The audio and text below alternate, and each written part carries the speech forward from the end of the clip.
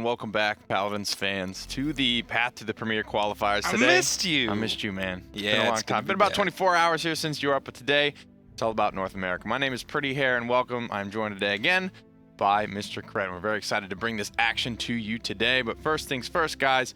If you haven't been aware already, the console has gone into the open beta phase, so Xbox and PS4 is now free to play. If you have either of those, feel free to hop in there and get started on your And grind. now is the time to get started because we do have console esports on the horizon starting in like 2 weeks. Absolutely. And that's going to culminate at DreamHack Valencia. Sure is. The big LAN here in the summer is that summer premiere at DreamHack Valencia. We've already started here on the open bracket qualifiers. It's going to go for 4 weeks.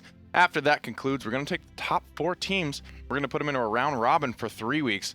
And then from there, the top 2 will qualify for that DreamHack Valencia premiere. But there is also the console side of this summer premiere. Yeah, so that was PC. Let's talk about console. And we're going to do something a little different. It's going to be 6 weeks of qualifiers on a per platform basis. Yeah, that's the most exciting part about NA this. Xbox, NA PS4, EU Xbox, EU PS4. You're going to play in your region on your console for 6 weeks. Yeah. The number 1 team from your region and your console is going to go to DreamHack Valencia to face off in our console wars. And that's the most exciting part, because not only are you fighting for your regional pride, but you are also fighting for your platform supremacy. That's right. Let's go ahead and take a look back at yesterday, the European standings, to see what kind of unfolded there. And you can see in first place with 100 points, it was District 69 that actually did come out on top. These are the standings. This is the point breakdown. So basically, however these teams place today, they will receive these points, and this is how they will be selected as the top 4 after this 4-week period concludes. That's right. We are picking up the cast with the semifinals, so we'll see 25, 40, 60, and 100 points delved out today. I'm excited to see if Astral Authority can maintain their favored status. You know, I think this is the team that if you're just going in first week, you gotta bet your life on someone. Yeah, you're betting it on Astral. This is them. They were the number 1 seed at the Masters LAN, but beyond that, none of the teams from North America that made the Masters LAN are currently in the semifinals. You could see a big name there, Eager, that is now Denial, got knocked out in the first round. So second round. Big shakeup. Oh, yeah, second round. You're right. Big shakeup here in North America. A lot of new competition, a lot of new faces. I'm excited to get acquainted with a lot of these guys, and I can't wait to get this first series underway. We do have the maps ready, so each team is going to go through a selections of bans, maps they don't want to play, and then they will go into a draft of maps that we do want to play. And Cret, they're starting with Brightmarsh, man. I'm excited. It's a good way to start the day. It is. It's going to be Astral Authority against Spooky Sports, and it'll be exciting to see what these teams draft. Let's dive right in. Yep. Will we see the first pick Makoa? Probably. I'm excited for some Willow. Let's check the draft. Let's do it. Brand new map here. Going to be very interesting to see what these guys like to pick up in that champion draft phase. See who gets first pick. It's going to be Astral Authority, actually. Probably going to go with the first pick and co. That's kind of been the standard. But from there on out, it's pretty up in the air in terms of, especially on Brightmarsh, it has kind of yet been figured out. It is a brand new map, only came out just this past week. The team's still probably trying to figure out what's best. We didn't see a whole lot of conversions on this map. We did see it once yesterday. That's but right. It did come to that 3-3 scenario, and none of the payload pushes really made it that much ground. Yeah, they really were getting caught on the choke under the final aerial bridge. That's really the final choke. It's a pretty tough choke to pull through. Victor and Drogos, though, you've got a nice spread with those two. One, Victor is really good at killing Drogos, if Drogos isn't actively trying to kill Victor. And it really allows Spooky to attack from both the ground and the air. Definitely. 2 different angles that your tanks have to deal with. Makoa, granted, he's got a 360-degree sphere for a shield, but it'll be interesting to see how the rest of Astral avoids getting blasted by Drogos. Yep, so Androxus Maldamba also going to be locked in here for Astral Authority. And one thing to note here with Victor, and just Brightmarsh in general, normally Victor isn't too highly favored on maps that have a lot of high ground, but that's just really not the case with Brightmarsh. There is, some higher angles, but it's all just staircase based, so Victor can just kind of run up there. Yeah, it's sort of like first floor, second floor. Sure, There's really only that like dock side right near the swamp that's really a lower area. Absolutely. Fernando is going to be picked up as well, coming back into the fold here. As Barrack did see a slight bit of a nerf to the cooldown on his barricade shield, so Fernando has taken up arms once again in the realm very frequently picked up yesterday. Ying picked up by Spooky, leaving their last spot in the draft open for a counter pick, as we should say, as Astro Authority do have to lock in the rest of their composition in this phase of the draft. That's right. So Ruckus picked up for the double tank. They're probably going to look for additional damage.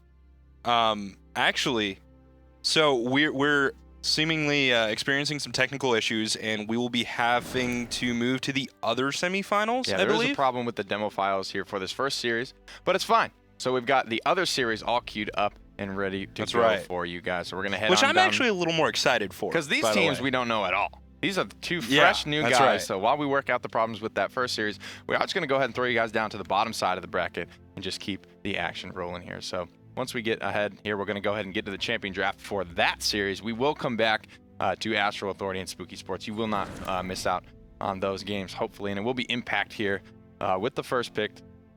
So Impact probably still going to be the Makoa. I mean, he was first pick for a long time. It was Bomb King for a small period there during the Masters Lands, but as Bomb King has been kind of reined back in, Makoa, there's nothing particularly, overpowered about this. It's just the uniqueness and what the Dredge Anchor will provide to a team. Brings a lot. Map is going to be Frozen Guard, by the way, not Bright Marsh. Yes. Sorry for a little bit of the confusion there. And if you're confused about these two teams, I am a little bit too. I don't really know them that well, but I know who they've beaten to get here. Impact took down Denial Esports, your boy Bitey, Wi-Fi, Stolzy, all of them. Crazy. Iwa took down Kungarna, old name in the scene. I believe Prince Danny playing for them now. So neither of those, and none of those players are going to be making it through the semifinals. We are going to see Impact versus Iwa. Shaolin and Cassie, so the double archers over there on the right with Victor and Maldama on the left for This Impact. is Frozen Guard, so you can kind of see a little bit of that in the draft reflected here, as all the characters selected thus far don't really have any fall-off. You're looking at the Shaolin, the Cassie, the Victor, all characters that excel very much so from range, but more characters contested later in the draft usually are things like Kinessa, but they are easily countered if you leave yourself open too early in the draft, so we could see Impact go into that as we head into the final phase. Iwa, as they haven't selected a healer yet, what this kind of does to their draft is they can't really counterpick. They've kind of shown all their hand exactly what they want. They are picking a healer. We think, you never know for sure, but most likely going to go with a healer in that final spot. I think that's fine though, right? Like the Shaolin Kinessa, you've picked your primary damage core. And by the time you get to your second set of picks, if you have I think you're able to decide whether you want double tank or single tank. Maybe there's some situations, but the value of taking the Ruckus away with the Fernando, I think, is more than having that counter pick. It is going to be Ying versus Maldamba for the healers, Drogos, Androxus, and Victor on Impact. So let's see what goes on in this game, Impact versus Iwa. I'm excited, man. I want to see what these two teams have going for them. These are definitely two solid drafts. It's just going to come down to who gets the kills at the end of the day here. We can see Powtek on his Ripened Gourd. Acids here for Godslayer, Androxus, Alzulu with yet to select a legendary Kakanuk, going to be on Fusillade, Drogos, and Gunnery for Envious's Victor. This is a strong roster. That's right. On the other side, Invocal, Recurve Shaolin, Jake B, Dodge Roll Cassie, Scorch from William, 355, Dark Rider playing Focusing Lens Ying, and Protection playing Ruckus with Flux Generator. Alzulu ended up going for that Pluck style Makoa, so gonna have to use a lot of this damage. See, Impact has a much higher DPS roster there with the Androxus, with the Victor, with the Drogos, and even with the Pluck Makoa. So the idea here is that with this double tanks, it's gonna be strong early. It's gonna be tough to break early before those Wreckers and Cauterizes come online, but at the end of the day, I think if they hold out, the team with the more, DPS champions and the more damage can bring it through in the late game. Yeah, I think the interesting thing for me about Frozen Guard is actually the way healers play on this map, right? Because Ying, if you're putting your illusions inside the igloo structure, I feel like they're more than usual really likely to die, right? Maldama, on the other hand, he's got the range. If you're trying to heal from outside the igloo into the igloo, maybe people are moving, you can't quite get the shots you want. So that healing positioning is something that really interests me. We'll see if it ends up making a difference as Ruckus, very early on in the capture point, just blasting away. And this is what we expect from the double tank composition. They're going to bully their way, but this is what we expect from the damage composition. They're starting to rip through these shields. They're starting to break these tanks down slowly but surely. A little bit out of position here. Not a single kill drop for the blue team yet. Team Impact in total control of this. They quickly dismantle all the shields, all the tankiness. And just from Team hard Iwa. zone, right? With Victor, there's no way you're getting through here on your horse. It's just not happening. He's not even aiming. That's like straight up suppressing fire. He's pre-firing all those guys coming absolutely. out of spawn. Also noticed Ying died first. Ying first blood is like super rare. She's usually so hard to kill, and especially because some people might not know this, Dimensional Link always works. Usually it'll teleport you with one of your clones, right? But if you haven't ever cast any, it'll actually just pull you back in time and move you back to where you were before. So if you're caught out of position, you Dimensional Link right away, you're like going back to your base. Had to be, as a result of maybe a lot of burst damage coming off the Dredge Anchor as well. Trading out kill for kill. The payload has been secured by Team Impact. That's kind of one of the consequences here of Frozen Guard. If you lose a team fight and then get zoned, you probably don't have a chance at getting back onto this point. There's a nice fire spit over the top. Dark Rider's going to fall. Fernando's a little bit caught out here. And Iwa, if they lose this early game with a double tank composition, it's going to be very rough for them going forward. Yeah, I mean, with the conversion, right, going into... Well, you know, maybe it's fast enough that Impact can't really afford, like, the Wrecker 2s and the Cauterized 2s. That's the dream. That can definitely happen. It's really not the dream because that means they capped in, like, 2 minutes flat, 3 minutes flat. But that might be the only hope. Protection, you're just getting wrecked, not really paying attention, not really sure what was going on there. So Sean Lin here with a good angle onto this backline is going to continue to lay fire in. Just looking for something, anything right now. Impact definitely in total control of this. Nice fire spit over the wall. Going to go into the plant and landing one shot, but 3 kills the way of Team Impact. Shouts to the Monarch Revolver, though. Yeah, that's one of the newest Nature chest in game. Going to be in that nature chest. Check it out. So all cool. Good stuff in there. 36 seconds remaining. 2 ultimates actually online right now. We can take a look at some of the item purchases coming online. And look at that. I mean... So there is definitely enough currency from Impact. Not only did they capture and convert very quickly, they got a lot of kills along the way. So you're going to see quite rich players coming out of the blue team right now. On the other side of Iwa, man, I don't know. It's going to be real tough. Just not enough credits there. You can see it's such a big power spike to get those offensive items to the level 2 mark. The Wrecker 2 being, 150% extra damage against shields. Cauterized 2 providing 60%, as if Ying's job wasn't already difficult enough. She's been struggling to keep her team alive. She's been struggling to keep stay herself alive. Hooked in immediately. Fernando takes a lot of damage, but he will be the first blood there. A nice fire spit over the top. There's a Dragon Punch coming through as well. Isn't going to land on anyone, but going to retain 30%. I like to turn back at the last minute just to try and get behind some cover. It's not going to work out too well, though, as actually Jake B rolling forward. He could be the hope for his team, but taken down by Envious. Big Dread Serpent as well, just to secure 1 kill that was already at about half health. That could be a little bit of a wasted ultimate there. Acid starting to fall low, doesn't have any cooldowns. Thankfully, Fernando is ignoring him for the time being. 1 dash available to him, going to get out of that one. Has a nice shot there, takes down Protection. Makoa's on the point, 42%. This one is much more even than last round, but a big reversal is going to send Invocal back to base. And that's the power of the Godslayer right there as Jake B falls as well to Zulu. Fernando not going to last too much longer as it's just Ying in the front. She can try and buy some time, but ain't going to be enough. These shots are very impressive from Acids. Wild targets are being dredged towards Makoa. She did Dimensional Link herself out, but it's going to be a little bit too late. So small win there. Impact's going to capture the 2nd payload of the game here. Oh, Protection, though, getting absolutely blasted off of that pluck. Immediately losing like 3,000 health. Unbelievable. Jake B rolling forward. Could be the hope for his team, but maybe it's a little too early for hope. Does find a pick there onto Envious, pushing just slightly too forward. Misses the roll shots and won't have the reset. Gonna have to fight this one out, man. Fight style. 1 more shot's gonna do it here from Acid. But a nice midair combo from Jake B keeps himself alive. I mean, he just took that moment to collect himself, right? Missed 3 shots in a row. Very uncharacteristic. Collects and then demolishes Acids, asserting dominance. And that's what's gonna be needed to get back into this game, right? This could be a 3-1, which is recoverable. Tough, but recoverable. Yeah, with 2 frontliners, it's going to have to come down to a lot of Jake B to kind of rick, rattle, and roll through this fight and carry a lot of that momentum, as the tanks just don't have the mobility to snowball a fight, kind of like a Cassie does, popping the scout. So they're going to have vision of all the Impact players coming back from this fight. But with 4 ultimates available, Impact have plenty of tools to get this payload push kick-started.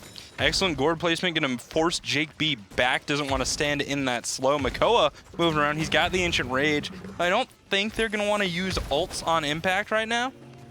Be interesting to see. It's a very tough decision here for Nando. Trying to secure this kill onto El Zulu. He's actually going to pay for that overextension with his life. A minute remains. Jake B again able to kill out the first member for Team Iwa. Trying to stabilize for his team. Trying to get something done, but a big reversal from Acids. And he's going to get healed up by Paltech just to top it all off. So now that's the difference here in these team comps. Once one Envious dies on Victor, he can hand the team fight off to Acids on Androxus to carry off. If he dies, he can hand the team fight off to the Drogos there. Kakuna can carry it through. There are so many options for Impact to win these fights. Whereas really Iwa's just gotta rely on Jake B, and man, he's got the skills for it, but I don't know if he can do it by himself. So much damage coming in these flanks, and while he's accurate and will there force Acids back, Iwa's really in a tough position. This is, they have to defend from their base. They're gonna have to give up some ground here on the payload. Great angle here on the healer. She's just not responding to the shots to the back of her head.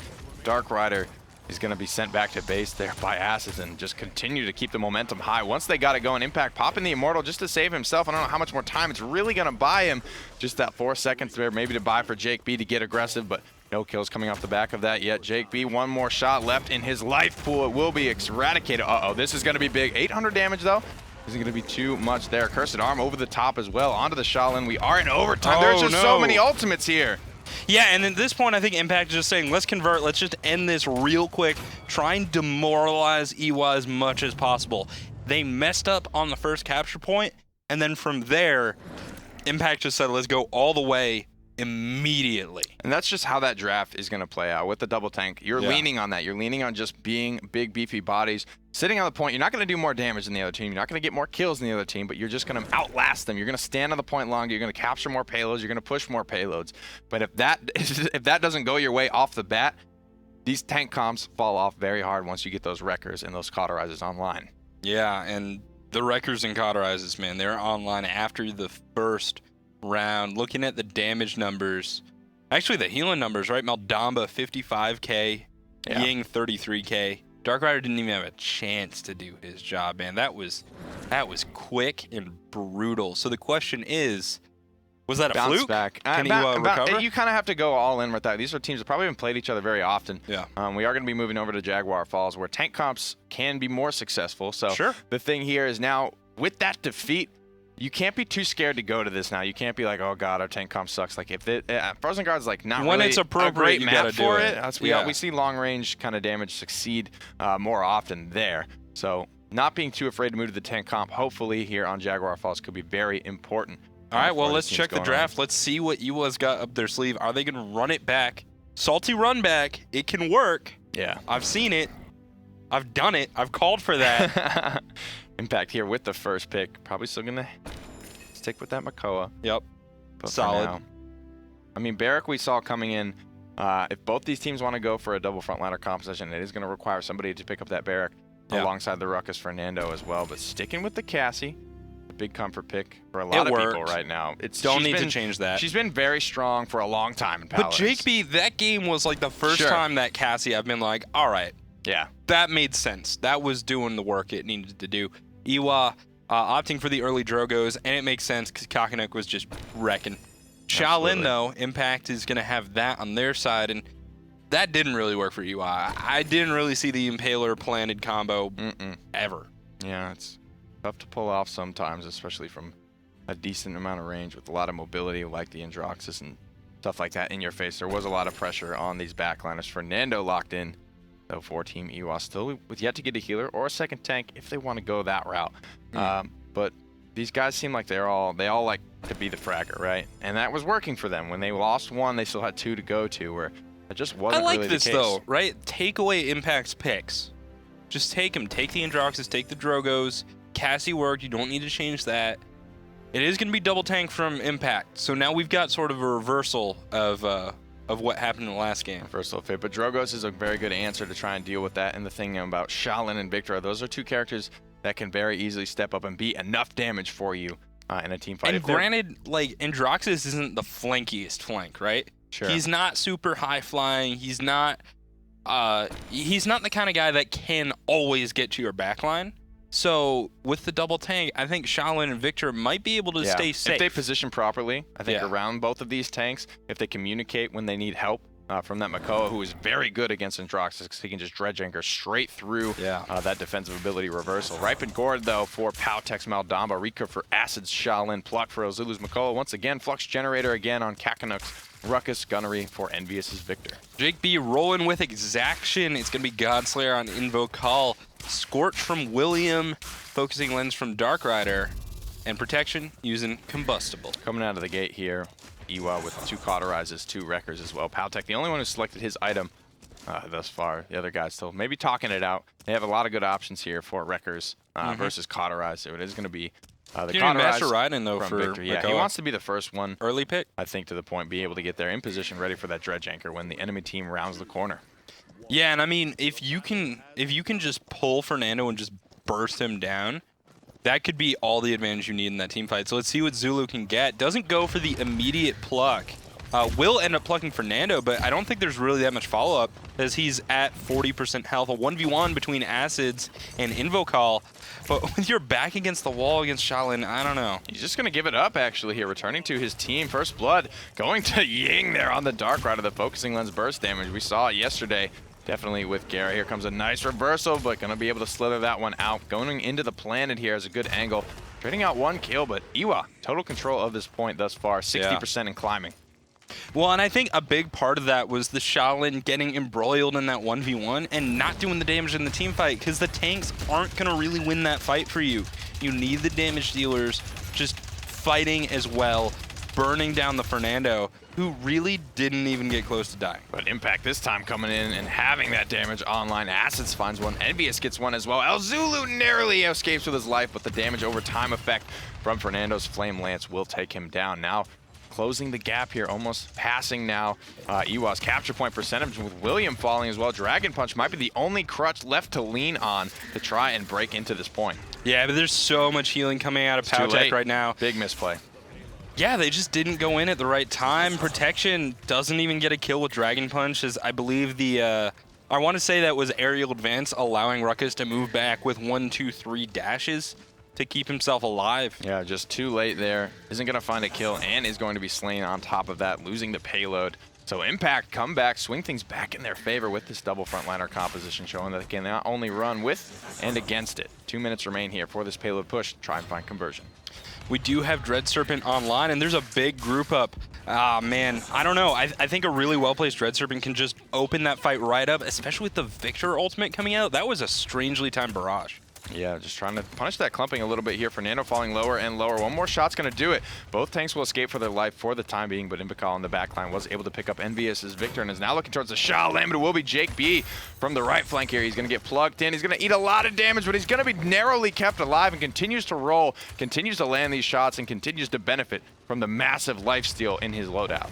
And the helpful healing of Yang. Those illusions popping for about 400 every time they notice you is going to help out a great deal. Jake B, though, blasted down with the help of Shaolin and Ruckus. Caught out without his roll shot's going to be very dangerous. Fire Spits landing in the back line here. Onto 2, but that should be healed up pretty quickly. Now onto 3. Wow. So much damage being brought through by Protection right now. Already has his Dragon Punch charged back up even after that whiff here. He's going to go ahead and go into it, get this push, kickstart and get it pushed off the ground. And Kakanuk's actually going to advance straight into it. A lot of damage before he goes down. That kill's going to be credited over to Ass. He's continuing to roll through. Cassie in the backline dueling out with Makoa here. Has a good angle to just kite him around and bring him down. It's one of Cassie's biggest strengths. Yeah, if Makoa does not hit that dredge anchor, he's not going to find that kill. But Ancient Rage clearing a lot of space. Victor trying to find a position to get people in the spawn and keep them there. And suddenly Impact's just pushing, no problem. That fight looked like Iwa had control, but I think they lost control over their base as it was just Jake B fighting Makoa. Yeah. And yeah, she can kite the Makoa as long as she dodges the dredge anchor.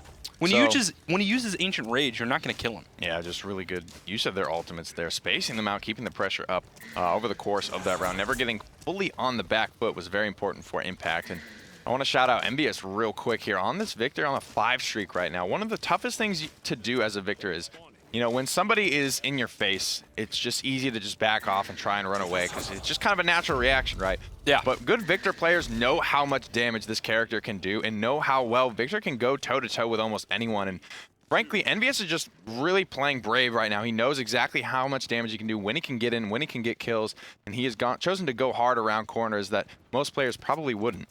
Yeah, you got to time that grenade, and it could be exactly the thing that you need to just finish up the little bit of extra damage someone's trying to do to you. 3 ammo left in the clip, and he runs out there. That was a bit of a misplay here. Jake B moving in from the side, trying to get an angle, but Iwa, they've lost their tank, and a 1-for-1 trade, tank for tank, Look at how brave is this not is. in their favor. Look at how brave this is right now from Envious, just sitting on the point. He will eventually go down, but 3 kills already gone the way of Team Impact. Acids easily going to be able to clean that one up. Can we take a look at the scoreboard? I think he may have switched to hipfire Victor there before leaving the spawn, actually, and it looks like he did. Envious did, in fact, switch to firefight Victor, so going to go for that 30% extra damage, and that's something you can pull off. Like we said, if you're brave enough, it is close quarters fighting on Jaguar Falls, and Envious thinks he can be close enough, thinks he can be brave enough to just go in and hit fire, and that does a ton of damage if you are able to land shots consistently. Ooh, Jake B with the 1v1, and Acids goes down, no problem. 54% for Iwa. And Powtek, man, that was a nice little bit of spitting Cobra. Absolutely. 70% on the point for Iwa, 72 for Impact. So this has been a brawl much bloodier than any of the others we've seen before. 89% and climbing. So Impact, they need to get on here, and they need to get on soon, but the payload too little, too late. It's going to go the way of Team Iwa. They're going to or move things back in their favor, 1-2. Man, I feel like Powtek is doing a lot of damage. There's a barrage coming out, but Fernando doesn't seem to care too much. Actually able to block that with his shield. The hipfire, though, he cares about that. Absolutely blasted by Victor. Now in 1v1 with Androxus. That fight's not going to go your way. Yeah, very, very. Especially if Androxus getting the jump there. We're going to have the advantage. 12 streak, though, for Powtek, being very slippery. No pun intended there. The Snake Man very hard to bring down. Kakanuk's in a bit of a rough spot now. Doesn't look like he has an advance left. He's going to have to just jump his way out. The emitter shield is there to keep him alive. Fernando, a little bit caught out here, but he'll be able to charge himself back to safety for the time being. To take charge as 2 ultimates come out from Iwa, forcing Impact back in their base, but only really finding 1 kill picked up by Dark Rider. Probably just going to try and heal up and look for a second push, maybe a pick. But it's Makoa who's the master of picks, and you know, you got to make sure that your team is standing behind that shield and using it properly. Wow, he died quick. Zulu just dropping like a fly there. He's going to be taken down, but still 1 frontliner left to lean on. But William with the proper positioning here. He's played very well. Kakanuk has Impact just pushed back into a corner here. Has them all under the heat of the Flame Lance right now. Shield up in front of the spawn door, refusing to let Impact out and fight. Yeah, and he's dropping out of combat, so he will get some of that out of combat healing. Victor cannot run into a Fernando. 2-2.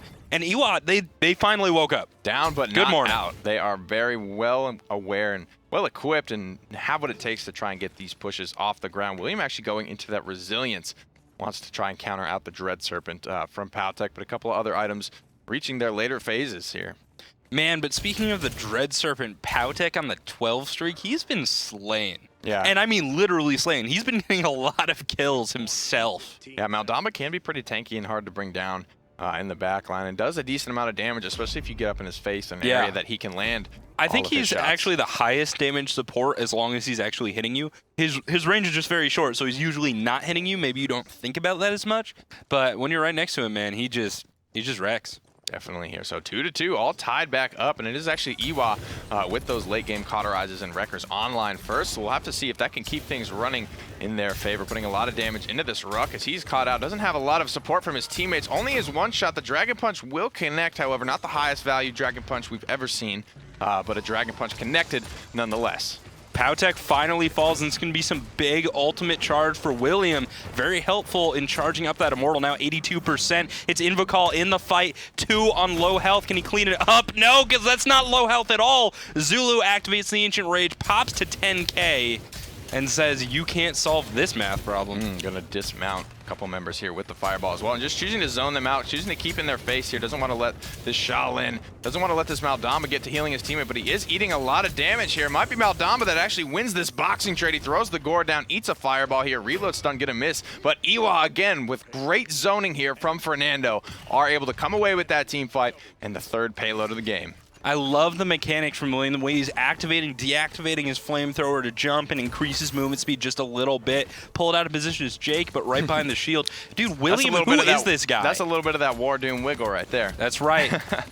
He's real good, man. Yeah, we've seen a lot of Fernando players.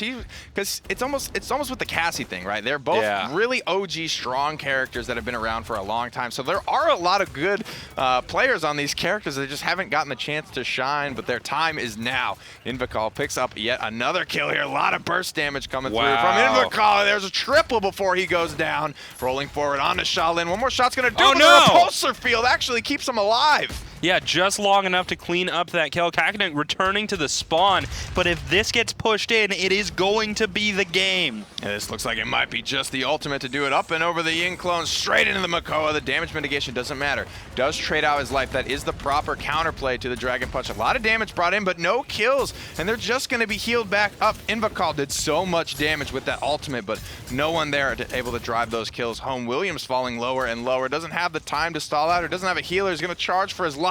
But 39 health just isn't enough, and Impact going to find the stabilization. I actually think he shouldn't have stalled there. I think he should have stood still and died to let his team group up faster. You got a minute left. Iwa still has a push. As long as they can break through the front, they can still convert this payload. But they can't get this mounted. They have to be smart. Sure, so min-max and clock efficiency going to be very important for teams looking ahead in overtime. Master Riding makes Fernando very hard to dismount as he is moving just so quickly. And thankfully, big swing here. Invocal gets hooked, but he gets clipped off and it breaks and then fire spitted off the map. El Zulu coming in with a huge mistake there, getting sent off early. Barrage is down real quick, and it's Invocal on the right side disrupting a lot. William has fallen as well as Jake B. So there's 3 members in the fight. Zulu with the respawn, and it looks like the kills weren't quick enough. Yeah. But all of Impact's ultimates were blown. That evens up the playing field for the next point. Iwa still coming out on top of that fight. Very strong heat haze there from Shaolin player there to try and just stabilize it. Got a lot of damage off onto the Drogos. 3 seconds here. Don't think anyone's going to be able to squeak their way back onto this payload even with those Master Riding cards. And we are going to be all tied up 3-3. All right, well, let's check it out. Final round. Next capture is going to result in the win. Only one Cauterized 3 coming out from Impact so far. Which there's the second one coming up. Ruckus and Maldamba now with those. Acid's the only wrecker. I don't really like that on Maldamba. Yeah. I feel like he's not hitting people as much. Well, granted, Powtek actually is, so maybe I'm wrong in his specific case. Yeah. I just wouldn't recommend that like all the time on across. Maldamba. Yeah, those high-level Maldambas though, and especially with the buff to the air friction of his left click. Does go a bit further. It does go a bit further, and I still feel like it's hitting shields a lot. Sure. I have to see who's going to be able to break these shields first here. 7 streak, 6 streak, no ultimates available, so this one is going to come down. This is like the first round all over again. It's going to come down to raw skill. Who's hitting their abilities? Who is going to come out on top? Deep Fire Spit's going to connect onto 4. Big damage. It's actually going to charge up the Dragon Punch as well, so an early advantage here for Team Iwa. Man, protection is just blasting away. Acids is pretty low and in need of some protection. Taken down round the side by Jake B. But now going in from the inner structure, Ying is gonna fall, finds herself next to a Victor. Barrage incoming, but that renovation is not gonna be successful. It's all about the in-hand as Envious is gunning them down. Jake B has to win this 1v1, but Zulu makes it a 1v2. Envious is just carrying this team fight through. He's gotten the jump on 4 members of Team Iwa and just gets them shredded through with those surprise grenades into the left click. The assault rifle with the hip fire bonus damage, it's just too high, 78%. On the point. It's going to come down to dismounts here. If they can even see in overtime, hopefully Impact. It's not going to happen. They're not going to make it. And stay too far away. Aggression, oh, someone contested. We got the Master Riding in there, Fernando. He's getting ready to pop the shield. He is so low HP. The Hexafire comes out from Kakarot, finding a lot of damage before he trades his life. This is going the way of Impact. They stepped off. They stepped off as Makoa charged in. A tiny little misplay. Those hurt. At the perfectly wrong time, man. And that probably may have swung the way back in Iwa's favor. They already had 3 kills for 2. They might have been able to have that. They may have been able to swing that one back. Those definitely hurt the most. Head on over to the stats score screen. This felt like a pretty dang even game there. Protection on not the from a healing side, man. Yeah. Maybe, I feel like I'm talking about this a lot. I don't know. I've just been playing healers all weekend, but 133k versus 70k, that is not even close. And in fact, 133k in a 16-minute game displays to me a key failure to use Cauterize properly. Yeah. That's insane. Ying's struggling to keep up. there could be a couple of things that, as a result of that, Invocal and even William were kind of off on their own a lot. Jake B was kind of off doing his own thing for a good amount of that game, and that makes it tough for Ying to try and keep up. Line of sight is kind of, she needs that at the end of the day. She needs people to be relatively close to her. Yeah. Could be the struggle, could have been a little bit of lack of communication there from the teammates, but it will be Serpent Beach where we head to for game number 3. Impact is up 2-0. That last one was close. The first one wasn't. So the question is Serpent Beach going to be a fight or this is an going to execution? be pretty important in the draft, and we'll head there just now with Sal. We talked a little bit about this yesterday, how important it is on Serpent Beach to just control the high ground. To get characters like Drogos, like Androxus, like Bomb King, who we have not seen at all today in this series, which has been pretty strange. It's been a staple. It's there every game in Europe from yesterday on. So explain to me, who determines who gets first pick here? So in game number 1, I think it's going to be higher seed, and then game number 2, it's lower seed, and then once we go from game 3 on, it's the loser. They get to No. choose. Loser doesn't get first pick because it's been Impact all 3 games. They pick if they want first pick or if they want second pick. Is choosing second pick. to have the second 2 picks. Interesting. I guess they really value their double damage. There's probably more strategy that goes into it. Maybe they don't like Makoa. Their Fernando was... In fact, I want to say that Fernando was better than Makoa. Yeah, that having the impact, right? If you feel good enough about your Fernando and you just let him have Makoa, there's more strategy that goes into just first picking Makoa, and they want to go ahead and move to that part of their draft. But it will be Makoa, Drogos, Cassie for Iwa, and then Shaolin answering back, as well as Maldamba. So prioritizing early. They don't want to lose that Maldamba, and it makes sense, man. Powtech is insane.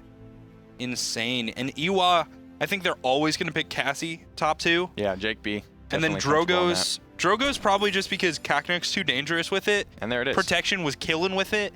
And the Shaolin, man, that didn't seem to work. Now, maybe I want to say Frozen Guard was not representative of this team at all. Like, everything just went wrong. Okay. And that happens. Sometimes you just have really bad games. Sure.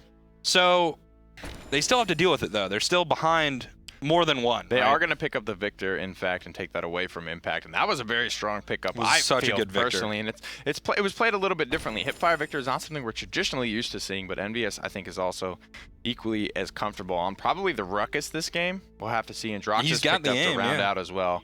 So not a lot of mobility on either of these comps in terms of high ground control. Iwa just with the Drogos and Androxus, the sole kind of high ground controller for Impact. But here's the thing, right? In getting Victor, they don't have Androxus, and Invocal was so good. Yeah. We'll have to see here. We'll see if he can do the same thing. As well. This is going to be game number 3. Impact is up 2 games to nothing over Iwa right now. Ripen Gourd again for Powtex, Maldamba, Acids, running the God Slayer on his Androxus. Pluck for Elzulu's Makoa there. Kakanuk on the Flux Generator Ruckus, and will be Envious this time around on Recurve Shaolin. Invocal looking at the gunnery. William Scorch, he'll probably switch to Aegis. He did last game. Focusing lens on Dark Rider, Combustible on Protection, and Jake B, it's going to be Exaction. 2 Cauterized, 2 Wreckers for the boys of Iwa as well. Master Riding quick out of the gate. Kronos for Powtek. Kakanuk going ahead this time with the Cauterized Wrecker for Envious. Ass probably going to go with the Cauterized as well, but has yet to select his item, and there it is. All right.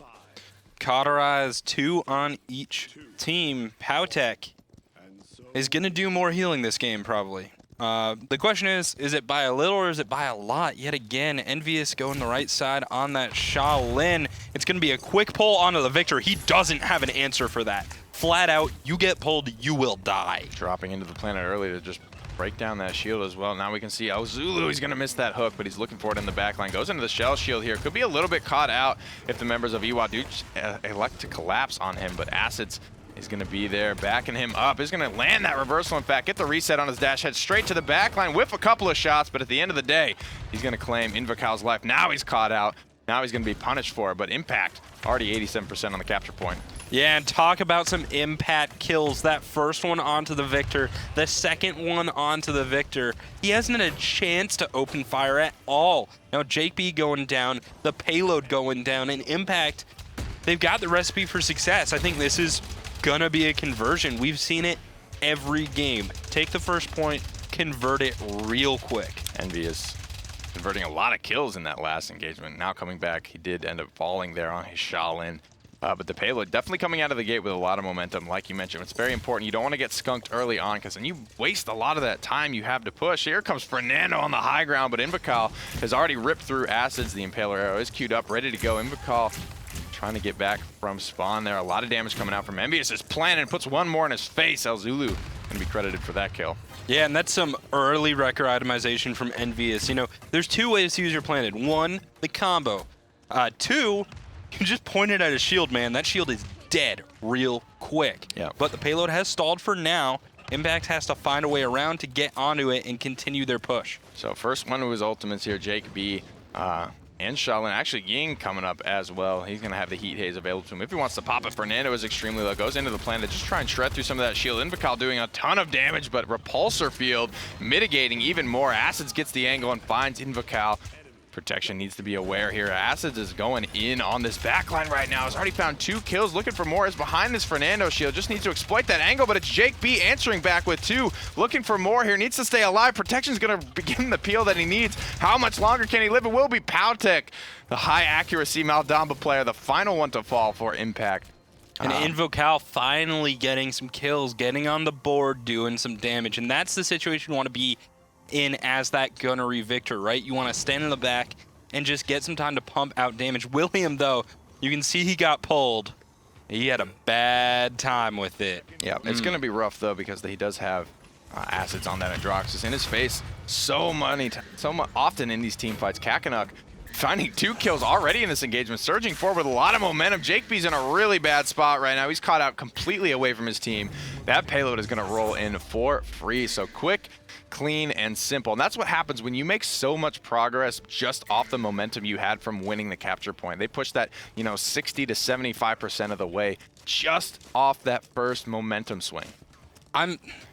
UA's having trouble this game yet again, but last game we saw some absolute greatness from this team. They looked so good at times, and I want to see more of them. Like, maybe they lose here, right? Maybe they don't make it through to the finals. Maybe they come back. But there is potential. There is a ton of potential. Jake B, Invocal, and Protection play so well together on that triple damage. William is such a solid solo tank. Fernando. Dark Rider, haven't really seen too much from him yet, but if he's on the roster with other great players, I believe in him. Absolutely, if they believe in him as well. It's all about making the smart decisions. So you want to bring with you, these are a lot of new blood coming in after the Masters land, after seeing, the competition, the chance for success here. 2 kills already off the back of Elzulu's hook, and then 1 just off the back of Acid's pure skill here. Finding Invocal once again, coming off big triple kill in the back line for the Ancient. Honestly, Zulu's not a tank player. Yeah, not really. He's a bruiser. He has the he has his Drogo's title equipped as he rides into battle on his turtle. He is greedy. Let's be real. Yeah, Homie's going for those kills. 75% already here. Looking for the dismount on the Fernando. Going to find it. Doesn't even matter if he goes down here. Pops an early Ancient Rage just to keep swinging away at this Fernando. Hooks him back in. Says, I'm not done with you yet, boy. That shield cooldown is going to be available, but for how long? Elzulu does pay for it with his life. A lot of damage. A lot of response coming out from Team Iwa. Jake B starting to get a lot of momentum. Already 2 kills in this engagement. Jake B with a triple kill. Iwa definitely punishing the overextensions here. Take back control of the point. And that's the greed we were talking about, but I'm not digging this position. I want to see Victor on the point. Drogo's in the zone. Zulu round the side, needs to get taken care of, and that'll do Fire it. Spit and disengage, send the turtle all the way off, free firing rockets into Kakanuk as well, but so much damage mitigation coming through, but it ends up not being enough. Has a beautiful angle here on this backline. Protection needs to continue to shred it apart, and he will, finding yet another kill. 1 more, and they will take control of this point. Iwa with a huge swing. Protection trying to stay alive. Elzulu can smell the blood in the water here. Needs to go big with this salvo. He is so healthy right now. Overtime is solved. The reinforcements are starting to trickle in. The Fire Spit's going to claim the kill, but they're going to trade out. And then it's just a Victor on the point. That's not going to be able to hold, but Jake B might be able to. A quick turn, a trip ski for Acid, and it is going to be 3-0. Iwa, yet again, looking good. So close. Man, taking perfect advantage of the openings that Impact gives them. Yeah. But I don't think they know how to, force those openings, right? That hurt. Yeah, that's a good point. Once it was given to them, they definitely have the skill. They have the mentality to try and exploit that, but It's all about finding those opportunities more often than the enemy team is going to try and want to give them to you, but it ends up coming down to triple kills from the damage players to try and swing this team fight. That's how close it was. That's how big of a play needed to be made, and Acid's able to step up for his team after some overextensions. Invocal on the high ground doing a lot of damage here. Is Kakanuk trying to stay alive, but he's going to fall to Dark Rider. Acid's going up in the air. He has the accursed arm, but he's just going to drift and look for a kill on a Drogo's. Missing a lot of shots. He's not going to get that kill just yet, and the healing's going to start to come through. You are holding their ground for now and resetting. Now Zulu, he's out of position. That's kind of been the story of this game. Zulu will go down, doesn't have the support from his team. A lot of damage being absorbed by this Fernando player, getting his shield up just before death there. Powtek spreading out from the damage dealers, trying to get them healed up, but also keep himself safe at the same time. Only a minute remaining here. Impact need to get this push off the ground soon. Dude, William is the Fernando player that, like, deserves to play with a Ceres. I think that would be absolutely unbelievable. That's a good point. Definitely here. If he's the one that's kind of putting himself out there, there's a lot. Nice Wombo combo there. Dread Serpent in combination with the accursed arm, dropping Fernando shields. 4 clean kills for Team Impact, and they are off to the races once again, but they do know where Protection, the final member for Iwa, is. He knows where the Dragon's Lair is. He's going to move in to try and challenge him and just force him out for the time being. Now reinforcements coming through for Protection. Will Acids escape with his life? Acids is going to get out, but he's drawn everybody up to that upper room. William now dropping onto the point. Ruckus using his Hex of Fire, but getting taken down by the Focus Fire. It's William in the fray, but he's not able to block for Dark Rider. Acids is going to try and kill the enemy, but they're all immortal. Wow. He'll still be able to get Invocal, who's out of range of his tank. Protection has respawned and will finally clean up the kill as Iwa finally cleans up the team fight. It's only a Shaolin, but he's going to find the tank, and if he's not taken down by Jake B right away. He had the heat haze. He popped it, but Scout was ready to go for Jake B. Immediate reactionary. Spots him out with that global vision. The tanks are here, but they are without their healer just now coming around the corner. Powtek is choosing to try and DPS Jake B instead of healing his tanks. As a result, Invocal is going to double kill both of them. Jake B finds a third on the Acids, and Iwa able to hold the defense for the time being. And there is, man. alive. That's what I want to see all the time. They have these windows where they play at like a 100% world-class level, right? Like Kanga's level, D69's level. Sure. In these windows. Now you just got to do it all the time. You got to make the windows How hard bigger. is that? Gotta Can't be find that as many hard, more. right? And that's what sets good teams apart. The smallest little things, the smallest little mistakes, they can recognize and pounce on and create those windows of opportunity for themselves, and that just comes with experience. And the more team fights these guys see the inside of, the more opportunities they're going to be able to recognize and capitalize on. I'm just still so impressed, man. I want to see Invocal go big this round, though. That's the thing that I'm looking at, because if that Victor can really pump out the damage, we'll see. Zulu, he's always started the fight. Where's he going to start it from?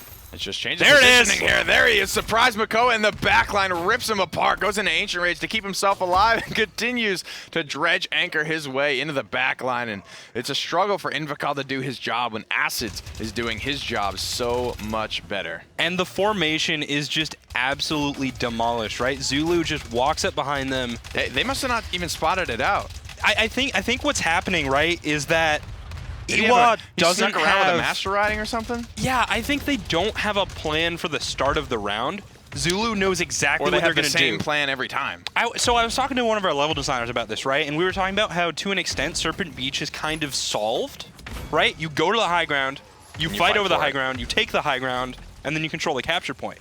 Yeah, so Iwa well, here. I want to disagree with him right now, right? Andrew, if you're watching, I hope you are. Because Impact has found the solution. All right, you're going to go to the high ground? We're going to flank you, and we're going to destroy your damage. Completely break the formation. They just come around and kind of that horseshoe maneuver and just pinch it up, and they just come out on top almost every fight, shattering the formation there. You could see Iwa had no chance to come back after that, heartbreaking loss in that first team fight in the final round. Just a clean kill there. And 72,000, the top damage in the game. Jake B on this Cassie. You can see why they prioritize He made it so work. highly. Yeah, the Cassie worked, the Drogos worked.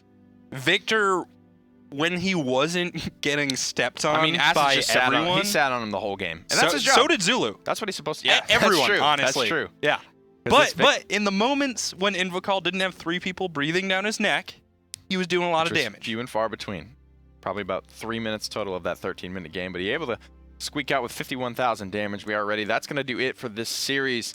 Congratulations to Team Impact for their 3-0. They will move on to the finals today to face off against the winners of that upper bracket semifinal. That was Astral Authority there. We will be getting you that game fairly shortly here. It'll be pretty interesting to see. Hopefully we got all the kinks worked out in the system here. But the first seed, I mean, they're definitely, I think, going to be a little bit contested today. And these guys, they take it seriously, but Astral Authority, they got kind of a janky draft. They do some of that weird stuff. Can't wait, man. That double I love healer. weird. I love weird. I think today, if you're gonna see it, it might be the first Inara pick. That's Astral Authorities. They're the guys that kind of pick that. Yo, sign me up.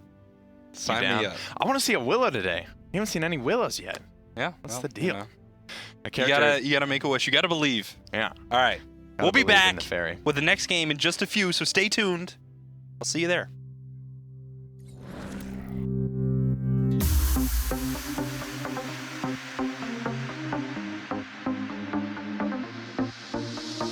Wait for the moment to seize you and you will be free. Everything comes back around if you only believe. I feel a glow in my heart, that's you inside of me. All the world's riches and diamonds will one day be stolen. Trinkets will just hold you down, but life takes its toll. Everything you'll ever need is inside of your soul.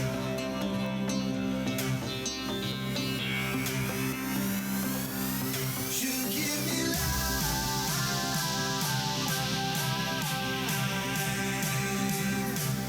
You give me life. You give me life.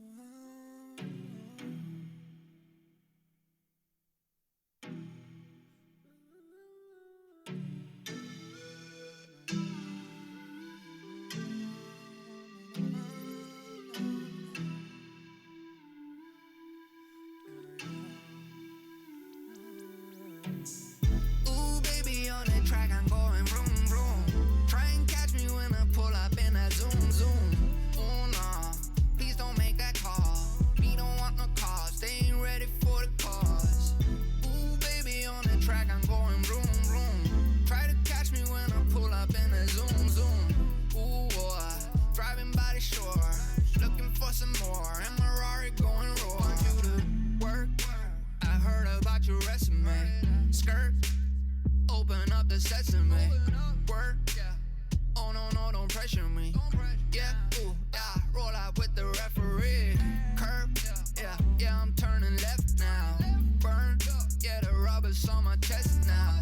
First, no, you're not the first one. They done told me I'm the worst one. Yeah, always the pedal to the floor. Yeah, I'm Martin Senna, and I don't know what's in my trunk. I'm always front and center.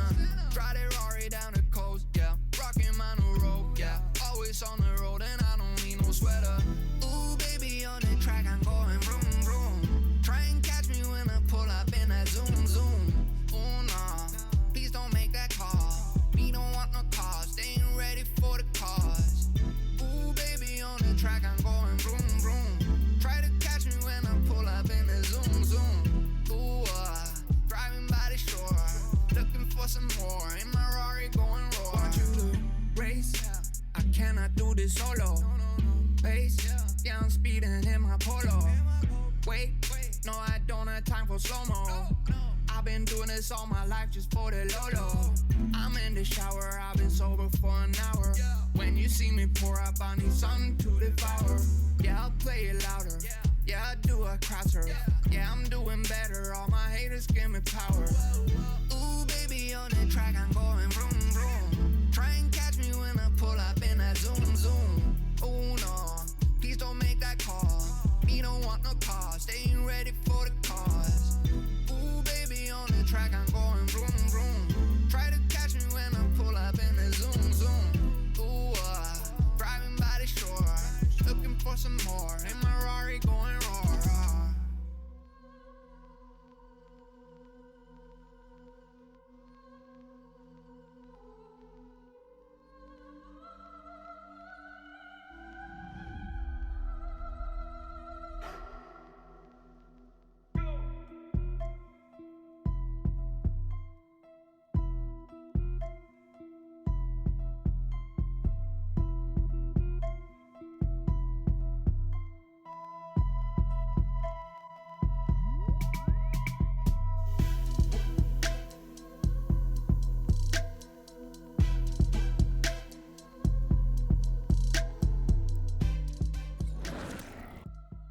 Welcome back, Paladins fans, to the North American Open Qualifiers here for the path to the premier DreamHack Valencia. My name is Pretty Hair, back with Kret.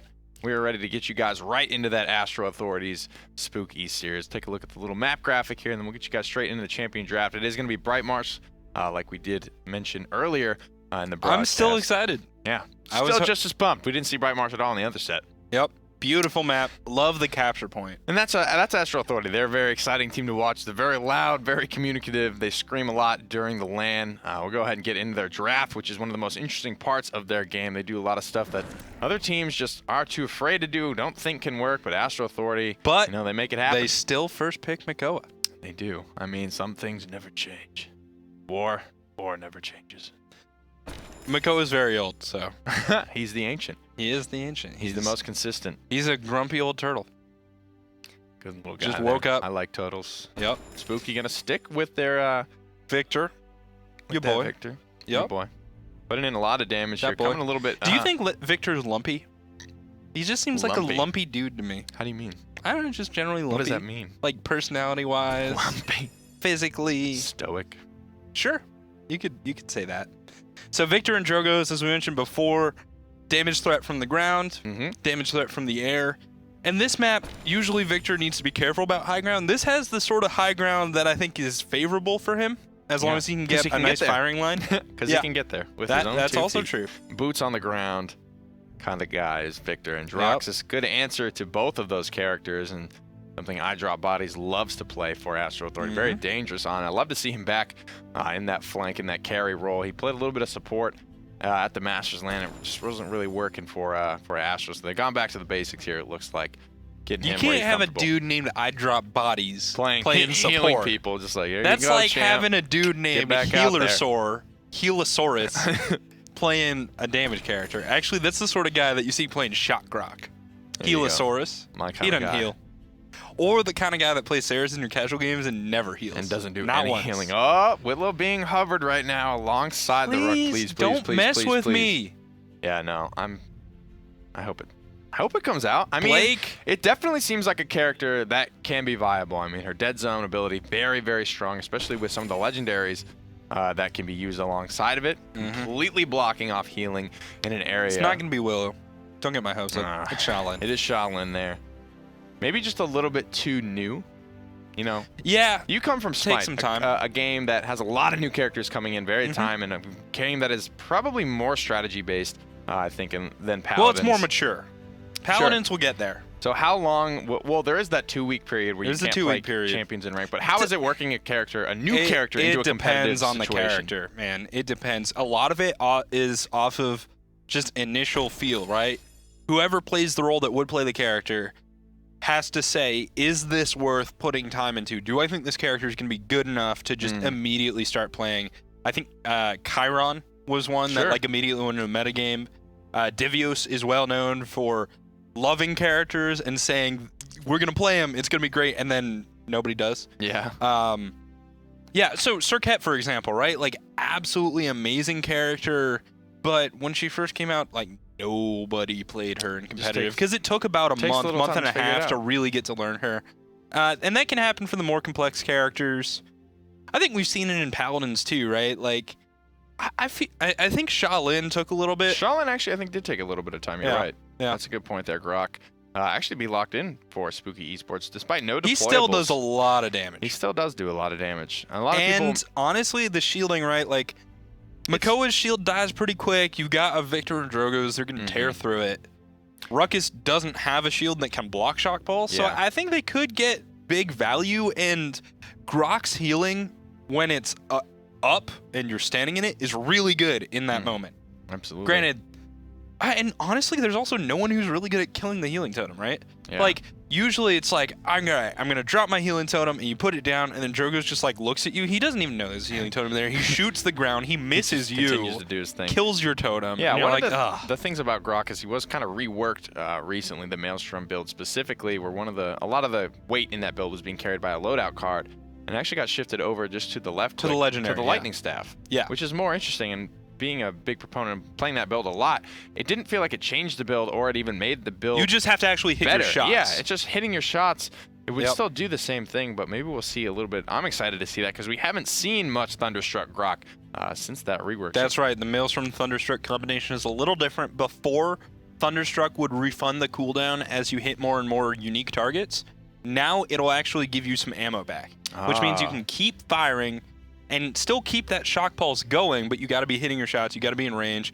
It's no more just bouncing around all by itself. So no longer fire and forget there. I think Grok still can do a ton of damage, and his ult has its moments. It does have its moments. A lot of moments. people use it wrong. You know, you go for the kills with it. I just pocket heal. That's not going to do it, but yeah, with the right timing, when you can activate your ultimate and heal up your team, give them the speed boost, in the exact situation that ult is made for, it's very good.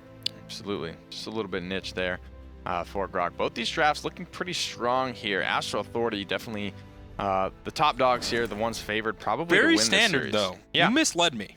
Yeah, I mean, it's a new slate. These are new teams. I think even Astral Authority to some degree at the end of the day is going to say, look, there's something on the line here. Like, you know, one good week or one bad week. Nick, let me tell you a story. When I was in 7th grade, I had this science teacher. I forget her name. She wasn't very nice. But on her desk, the front of her desk, she had a little poster. And it said, don't make excuses, make improvements. Right? Okay. I learned from that. I hope you can learn from that. Not an excuse. Those are my boys. Don't play with my emotions. They're just trying to, That can happen, though, when there's new teams, when it's a fresh slate. Nobody really wants to take chances right out of the gate. It does make, especially today, as we've already seen two teams that I would have favored to at least see the semifinals drop out beforehand. Kungarna and Denial dropping very soon. Especially, that's got to sting with a new sponsor. Definitely. So, not wanting to take any chances here. Astral Authority go with a pretty safe draft, it looks like, on Bright March, which is the newest map in the game, and it'll be interesting. Which is interesting because that's a chance. It is a chance, but so that said, though, I think when you are a more seasoned team, it's a relatively safe gamble to say that you're gonna play that new better than everyone else. Okay. Because you're like we're just faster.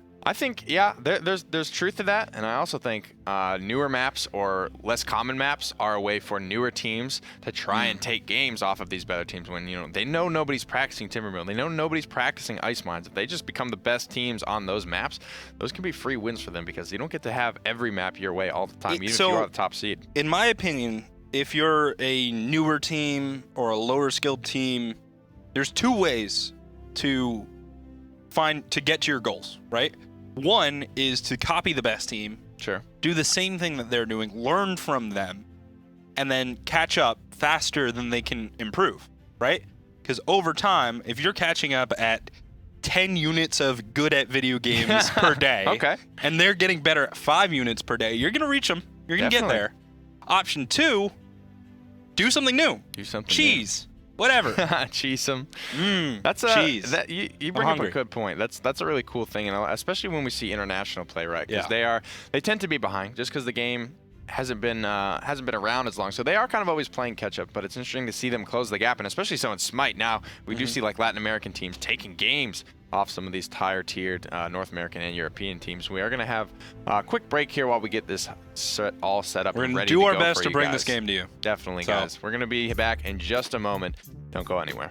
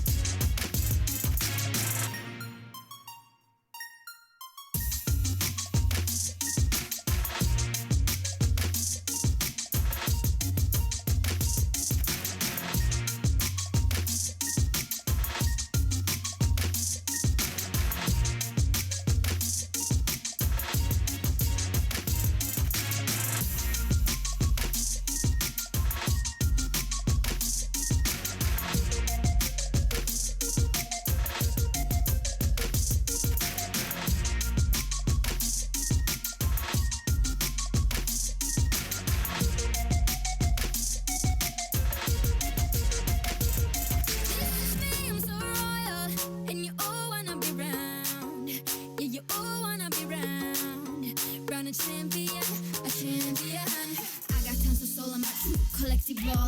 Famous, also famous, #1 desirable. I do what I want when I want and how I want it. Leave you with the one in the air, that's how I roll. I got changes, bro, I don't care about no gold. Better, so much better, flipping incredible. Always on the show, so they know that I still got it. And I never feel sorry, yeah, on top of the world. This is me, I'm so royal. And you all wanna be round. Yeah, you all wanna be round. Round a champion, a champion. This is me, I'm still on it. 'Cause you all wanna be loved. Yeah, you all wanna be loved. By a champion, a champion.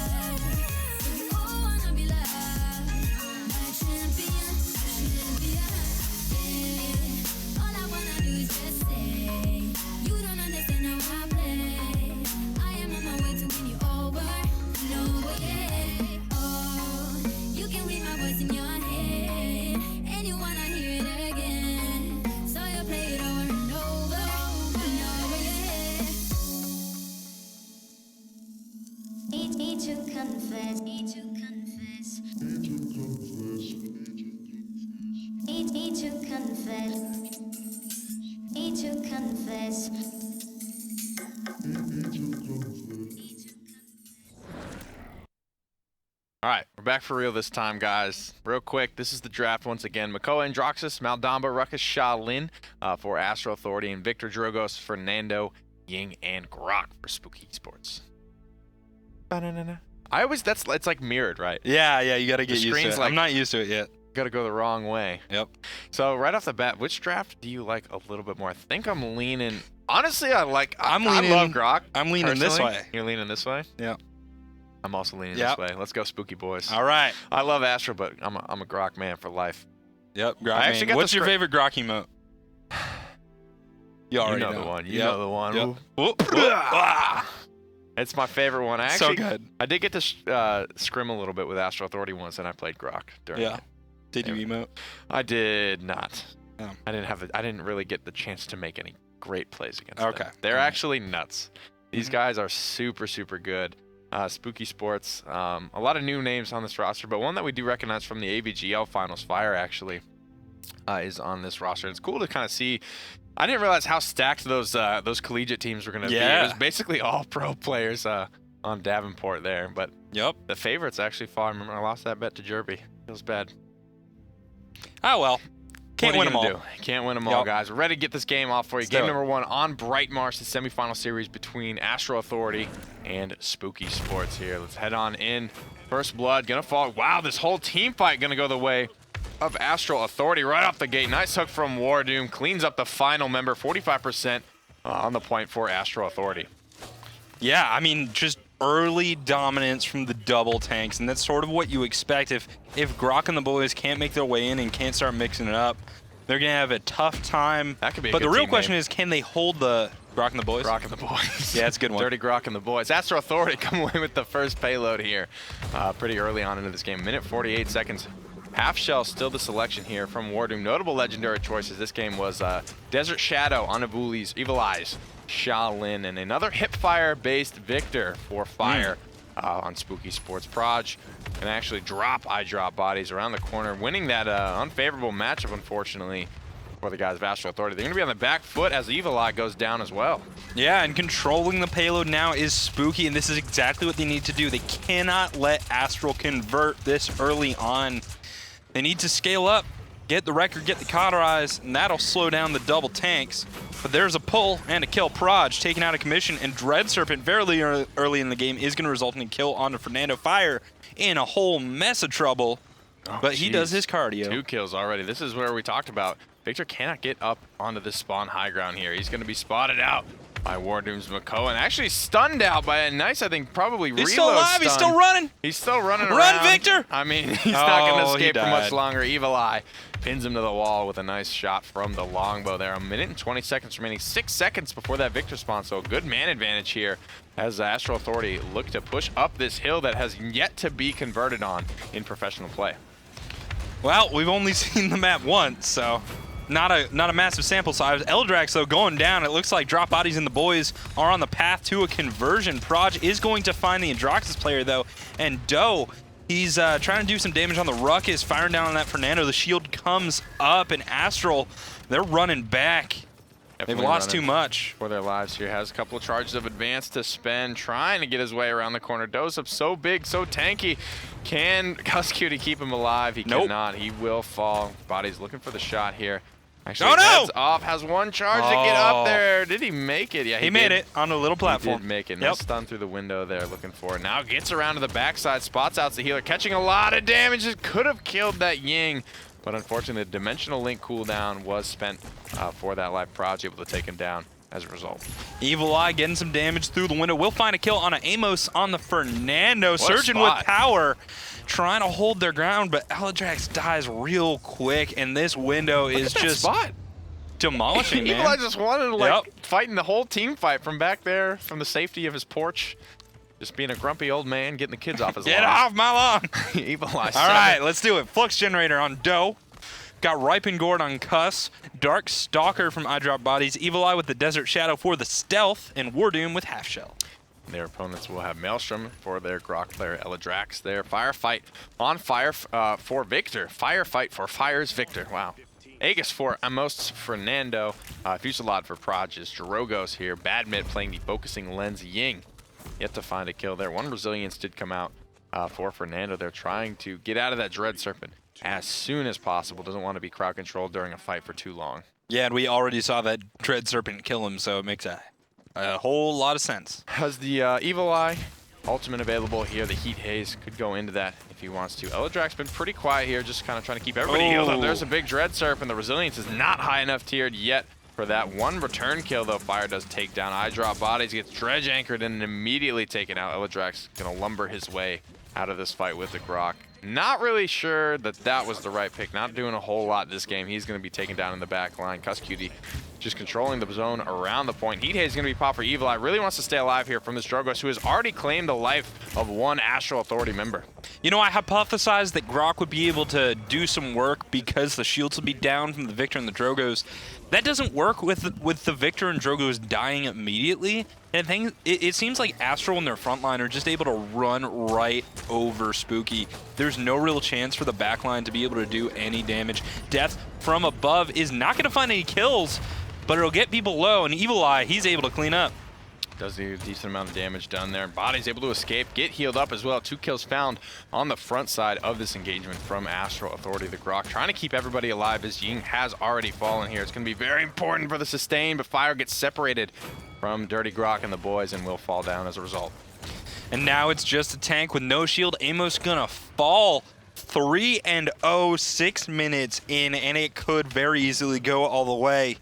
Now I'm just not sure what to think about this conversion rate. Take note of the positioning here from Astral Authority. If anybody wants to move down to contest this payload, they will be caught in the crossfire between Ruckus And Androxus, there it is. Grok's going to realize it before it's a little bit too late here. Has the Hexafire available. If they want, he's going to pop it. He's going to go in. He's going to shred that Drogoz before he can get around the corner. He's going to eat through most of the HP. It only prevents you from going below 1,500, so still finding a lot of value there. Dosups with the presence of mind to just switch targets during that Immortal. Beautiful mechanical play there. Lovely positioning, too. The thing about Astral is what they did there is they positioned to say, all right, make this fight optimal. Get the Ruckus behind. He's able to do a lot of damage just shooting people right in the butt.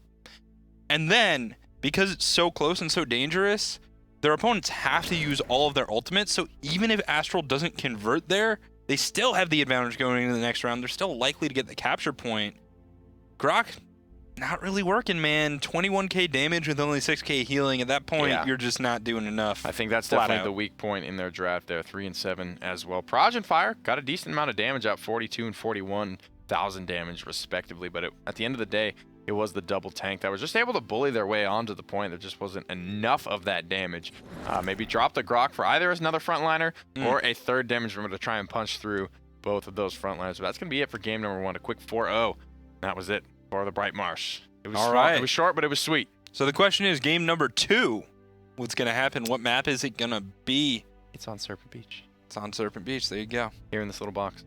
I feel like I'm getting more conscious about like trying to point at stuff on the screen. It's so difficult, dude. It's like blowing up my brain. Anyway, we're gonna get into the champion draft. You know what the snake is named? What? Carl. Carl? Mm-hmm. Carl the water serpent, the stone water serpent. Yeah, the big one. Spooky Sports with the first pick. You can see him in the background there. This time around.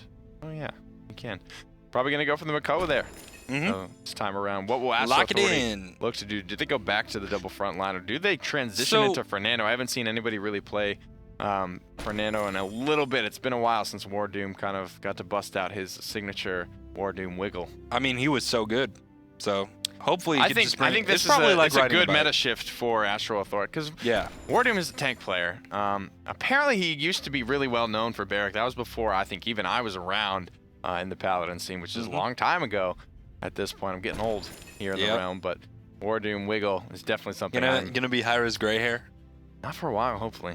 Yeah, well, hopefully. My pops is pushing 50. He's just now getting there, so I think I'm good. All right. Well, Drogoz and Victor for Spooky yet again.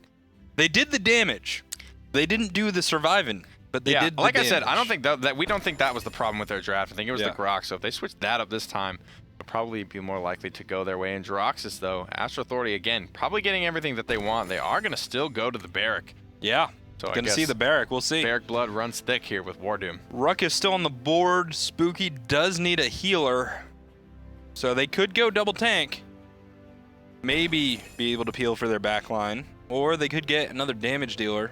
I think we have seen Dosups play Barrack to the point where if Astral Authority do go for the Fernando, but on Serpent Beach, I don't know if they're going to do that. Fernando definitely has the mobility to try and get around this map, be useful upon various, elevations, but it will be the Ruckus, in fact. Makes sense. Probably going to be just sitting on the point, collapsing there. Cassie picked up for Spooky Sports, but this is the adjustment that we wanted to see. I liked everything about their draft last time, except the Grok. Didn't really work out for them. This time they go with the Cassie. Hopefully that third damage dealer provides them enough punch to try and break this double composition from Astral Authority. Eldrax this time going to be on Pluck. Makoa. Amos yet to select a legendary. Focusing Lens, though, for Badmit's Ying. Combustible for Praj's Drogos. And Exaction for Fire's Cassie. On the other side, Dosups with the aerial assault. It's Cuss with a Ripened Gourd. Evil Eye, Recurve, Shaolin, Architectonics Barrack, and Dark Stalker on the Androxus. So first item choice is starting to come through here. Kronos, in fact, for Eladrax wants to get as many of these hooks off as possible. And that's, a big part of what we see newer teams try to lean on when they're taking down the top dogs here. Just get as many of those dredge anchors off. It's the easiest way to give yourself a man advantage by far, Makoa. That's why he is, just so valuable. He makes it very easy. Throwing up some shotgun shots at that Drogo's, not going to do too much damage, but it is War Doom on the point and already 30% in favor of Astral Authority. They have lost their Androxus. They have not lost their position as Spooky. They've got the man advantage, but They're just, they don't have the health advantage. They just refuse to push in on these double tanks, and this might be, is this too much respect? Is this fearing Astro Authority a little bit too much? I think they're taking too much damage. Getting It's not shredded. kills, but they're all low health. Not moving around on these flanks, not making use of all the space on this map. 63% on the point, 69 and climbing, still just refusing to get off here, this double tank. This is exactly how this composition is meant to be played here, just bullying your way, even without the man advantage, even a man down. Oh, Ruckus does go down, though. And now it's single tank, right? So single tank versus single tank. Makoa healing up. That's Victor a lot of around the damage. side is going to force Shaolin out of the fight and then run away. Amos, can he survive, though? Nope. No, he can't. Oh, but he can get a return kill with the help of fire, and that's going to be big. Eladrax finding Wardoom, so it's 66%, and Spooky, they're catching up. I think they played the counter to the double tank quite well, actually. Quickly closing the gap here, and this is bad for Astro Authority. They need to win this early game. Going in here, Dosep's already taking a lot of damage. Dragon Punch being wound up, coming around the corner, looking for one. Astro Authority, he tried to they got go Wardoom. for That was good. Droxus there. Wardoom actually does come back into the fray. Gets taken down, but 2 kills for 1. They get 3 for 1 there. Fire picks up Cuskcutie as well. Overtime already started for Spooky Sports, and they come away with the first payload and wipe the rest of Astro Authority out. Yeah, I mean, they played that right. They got low, and they were all low, so they couldn't go in just yet, but Ying is such an efficient healer when she's able to heal up people all over the place, right? That split healing is really what differentiates her from the Maldamba. Now pushing forward, Spooky is going to break the first choke point. Where are these double tanks going to look to hold up, especially with Barrack and his turrets, right? I guess it's that corner, but the turrets are already down.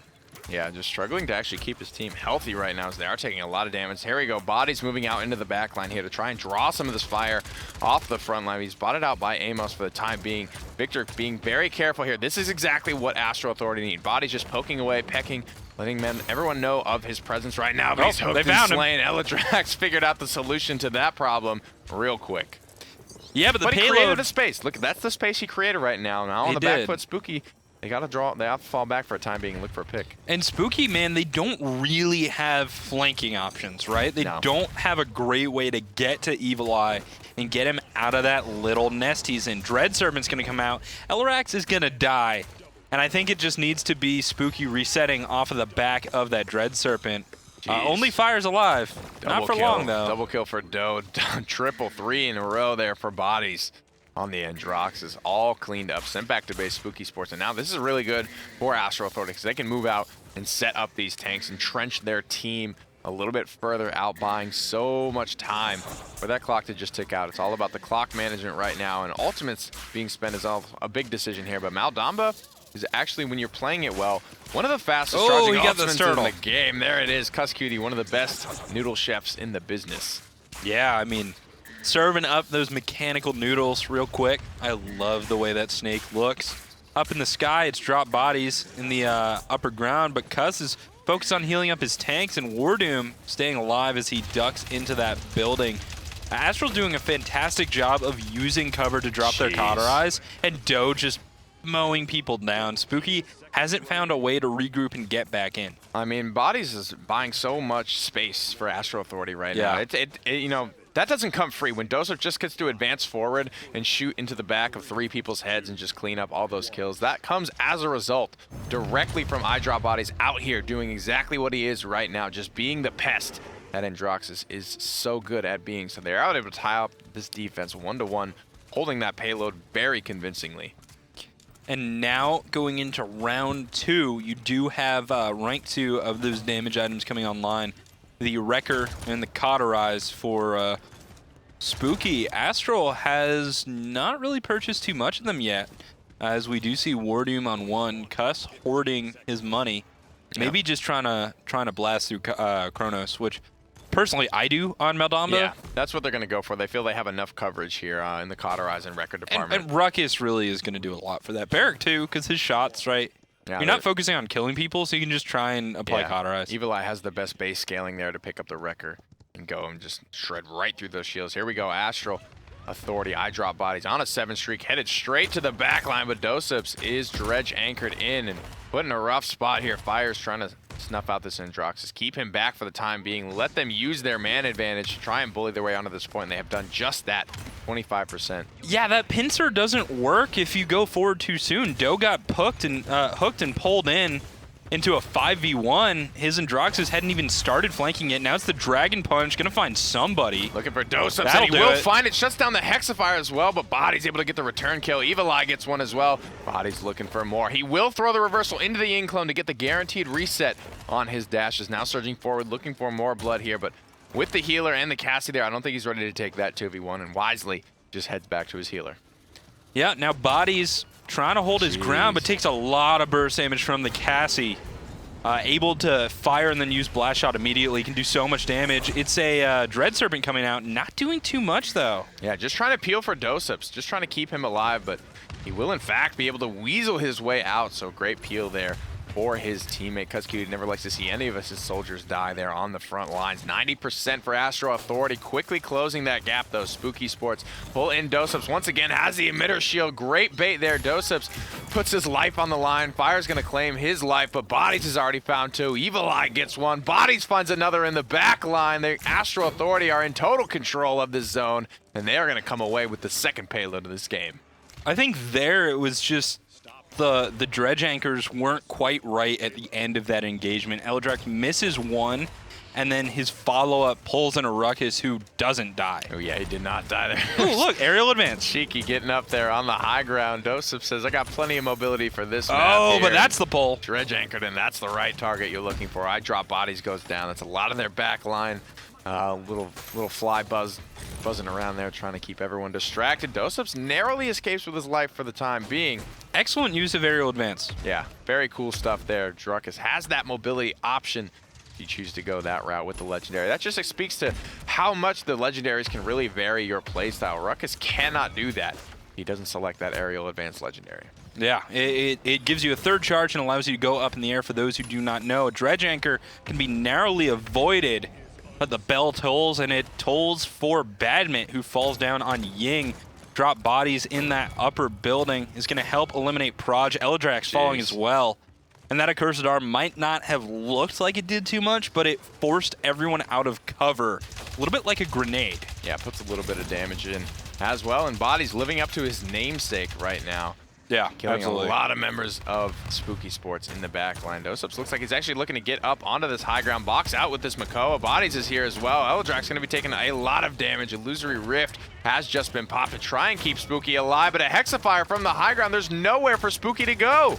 And the problem is Eldrax, he moved out of the Illusory Rift. Proj is going to find one with his Dragon Punch, but it's not going to be enough, as while two are pushed off the point, it's a reversal, keeping Bodies on the payload, no one to contest, and yet again, Evil Eye in the back, playing like a sniper. 13 streak for the Shaolin player, doing a very good job. He's not been under a lot of pressure. It's one of the weaknesses of Spooky's draft right now. They do not have any sort of flank, so Evil Eye, he's going to have a lot of these big streak numbers. He's not going to die very often unless he chooses to put himself in a riskier situation. I drop Bodies, though, back on a 7 streak here.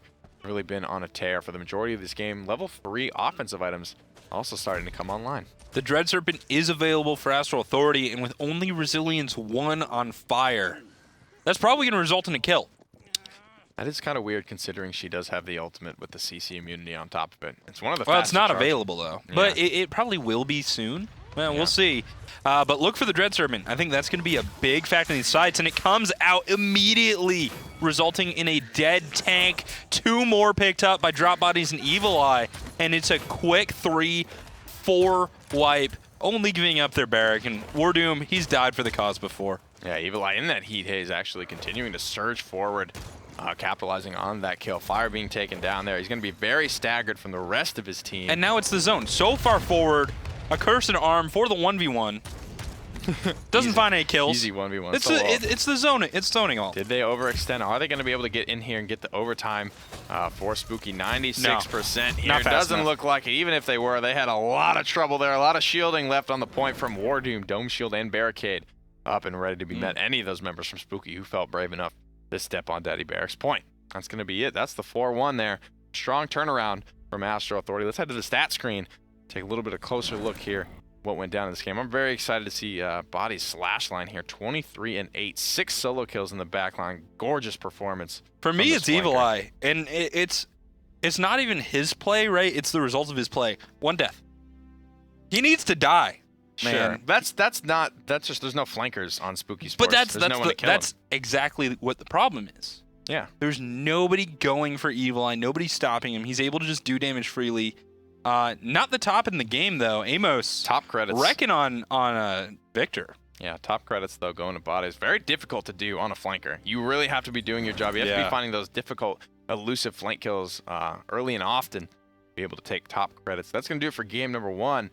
Go ahead. Or actually, that's game 2. So Astro That is Authority game now 2. They are up 2-0. 2-0 and on Last the potential fast game. path. Yeah, and Fast Path's gonna continue here on Frog Isle. Very momentum-based map. Oh yeah. Small, easy to convert on. So far, Astral has won every first point immediately. Let's check the draft. Yeah. I suspect we're going to see double tanks. Yeah. I suspect we're going to see... We may even see a pip. This is where we saw them actually draft a healer pip. Right. Running Mega Potion here. to Dry heal Bear up was double right. tanks. He was right. Just double it. Somebody Yeah. will play it. Weren't you Cuskitty out was that the one. weekend?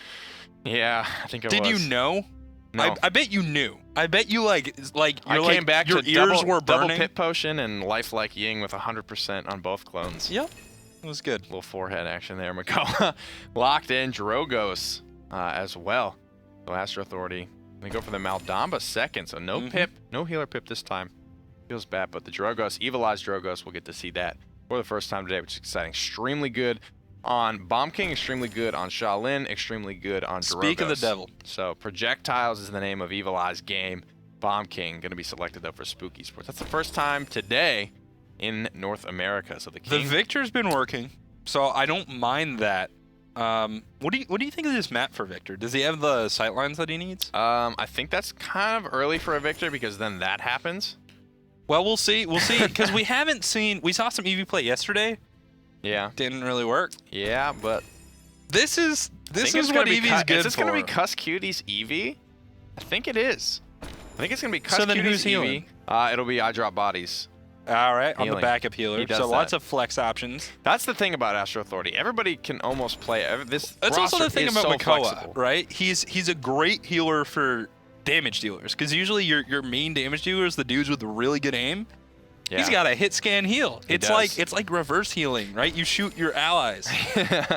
It's fun. Exactly. And Droxus picked up as well to just try and counter out this Drogos as best he can. But a Shaolin comes through as well. So going to be interesting to actually see who's playing what here. I assume probably Dose-Ups on Shaolin, Wardoom on Has Barrack. Yang like won a game today? I don't know. I don't think so. Elidrex here on the Makoa will be taking Pluck once again. Badmint on Focusing Lens. Ying, Accelerant for Proges. Bomb King, Darkstalker on Fires, and Droxus Gunnery for Brimey's Victor. So a little bit of a roster switch up here Interesting. as well. Recurve on Dose-Up Shaolin. Ripen Gourd for Cuss QT. Evil Eye on the Drogos. Oh. With Wardoom playing Architectonics and I Drop Bodies on the Eevee. I don't think I've ever seen Bodies play Eevee. This is Well, we'll find out. This is a new character. Can't be that hard. Added to the pool, looking to be more flexible. Even still, Cuss Cutie has been the primary Eevee, I think, for Astro Authority in the past. So why do you think Brimey's coming in? Because Amos Victor, I mean, top damage real quick, right? Could be a lot of things. It's tough Yeah, to we'll see. speculate with these teams here. Going for the Wrecker right out the gate. 2 Wrecker, 2 Caught for Spooky Sports. Only 1 Wrecker, 1 Caught for Astro Authority. Blinking in, seeing what he can see, popping a shot off, blinking back. Type of wormhole play style that Yep. we expect to see most of this game. Yeah, it's going to be a relatively low damage play style, but relatively high annoyance. You can see there he didn't hit a shot, so he's really only hit 2 shots this game so far. But it's the constant annoyance and constantly being something that Astral has to look out for. Because the moment they don't respond to drop bodies, he can go more aggressive, he can stay there a little bit longer, and get that second shot off. Ooh, there it is. Or First pick up that blood. kill. Finally gonna fall there. Actually gets stunned out by the Grumpy Bomb, but He just walked into it. 2 kills already come through, right? There's nothing more they can do. Finds another big 1100 damage shot. So the bonus damage being leveraged here a lot of times after blinking. She does benefit from 20% bonus damage, taking it from about 900 to about 1100, where you can see her landing those big shots in the backline. Soaring away from Androxus, though. Astro Authority buying so much time. Come away with the first payload. And really, Bodies is not like a... He's not really being a damage dealer here. He's just a... What a he's fire spit. Cleanup. He's like... He is a fire spit, right? Like, he's like a Yeah, backup fire I guess spit. you could say that. Yeah, he's just every 4 seconds, the fire spit coming over, Yep, blinking over just the wall. coming over. Maybe it'll hit someone. Maybe it'll do some damage, but it's forcing Spooky to respawn, and that is so critical. They can't set up because this Eevee, if they do set up, if they do start to stand still, the Eevee's just going to nail him. Yep. Salvo being prime, but didn't come through there. Fire finds a double kill, though, so a little stabilization here from what has been, for me, one of the better players, one of the more guys that's going to step up and carry this Spooky Sports roster, one of their main fraggers.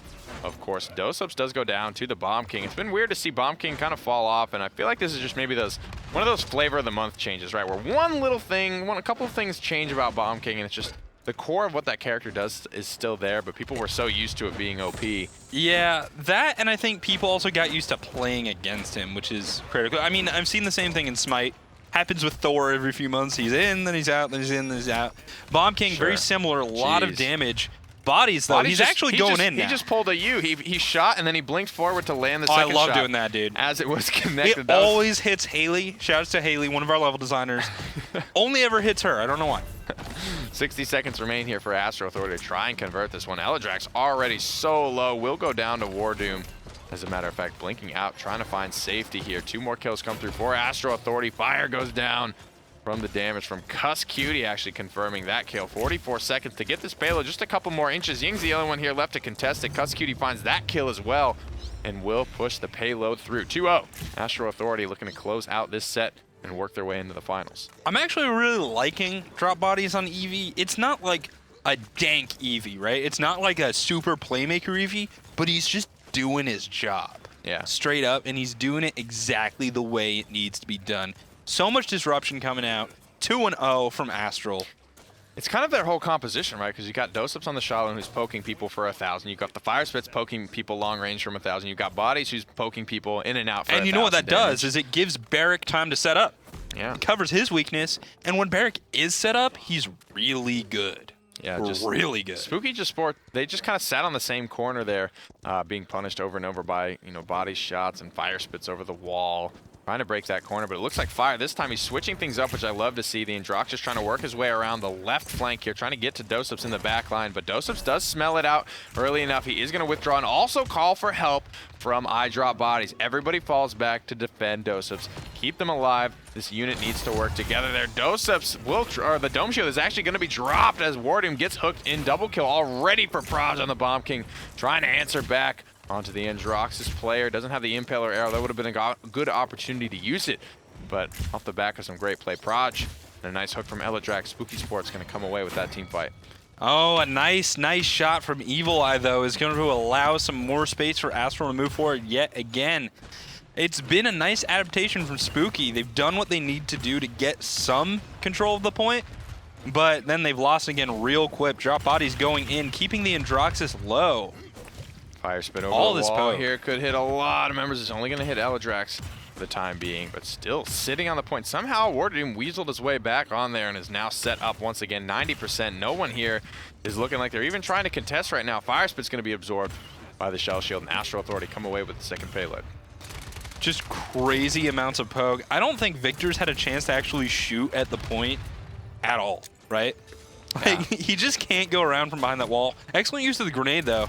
I think that'll help. Hitting a lot of members of Astro Authority. They're poking them pretty low, finding the resets with the Grenadier loadout car, but eating so much more from Dosups on the side. Fire Spit over the top. So many angles that they can attack from. Astro Authority drafting a really strong composition for their roster right now, and they are rolling with it. Dosups holding behind this pillar, trying to heal up a little bit. And it's up to Spooky. They've got to hold in this final little choke point between the rock on the right and it's like a head on the left. It's like a jaguar head. Got to hold between those two, or you really don't have a shot. They're hiding behind that pillar, but that's just perfect Fire Spit bait. You can't Fire Spit though when you're getting pulled. Still going to result in kills. Evil Eye will take a spill there from Barami, but so much damage being put into the rest of members of Spooky. I don't know if they're going to be able to stabilize in time. Someone's got to get out here on this payload. I don't think Proj realizes how close it was, and Astro Authority sneak it through, take this game, and take the set. 3-0. Yeah, that was just... That's strong play. That's there. Frog Isle. That is Frog Isle. That's also Astro Authority getting pretty much everything they want. We'll head on over to the stat screen here and take a look at what Bodies was able to do on kind of one of his newer characters here. Haven't seen him sport this a lot. 29,000 damage. So, But he wasn't going for damage. yeah, not crazy amounts of damage. Didn't have to carry that game, right? He had Evil Eye and he had Doseps to do their thing. All he was trying to do was, you mentioned it, Brimy, 7-1 on the Victor, 37,000 damage, most on his team, but was so distracted. A lot of members very distracted from the point. Just couldn't get in there, couldn't do what they wanted to do. 14,000 damage. 4 fires in Droxus. Nobody could break that zone. There was so much pressure on the backline kept up all the time. You saw basically the one time Doseps was under pressure, Bodies immediately comes back to defend him. That was all game. Because he can just be anywhere. That was all game for the boys of the backline of Spooky Sports. Fire had to just be probably babysitting his backline. They couldn't just let his Victor go like that. They did a good job of defending him. He's only died one time there towards the end of the game, but this wasn't enough at the end of the day. Well, it will be Astral Authority moving on to the finals to play against Impact. I'm excited to see that game. Impact has showed a lot of strength, but will Astral be able to, just out-strategize them? Neither team has lost a game yet in the tournament today, so we have no idea who's going to be able to take who. It's a strong roster. I'm actually very excited about this Impact roster coming together. Yeah. I think there's a lot of strong players here, kind of handpicked from a couple of different teams. Hopefully they have what it takes to take it to the #1 seed from North America. We're going to have the final set ready for you in just a moment. We're going to throw you to a quick break, and we'll be right back. Don't go anywhere.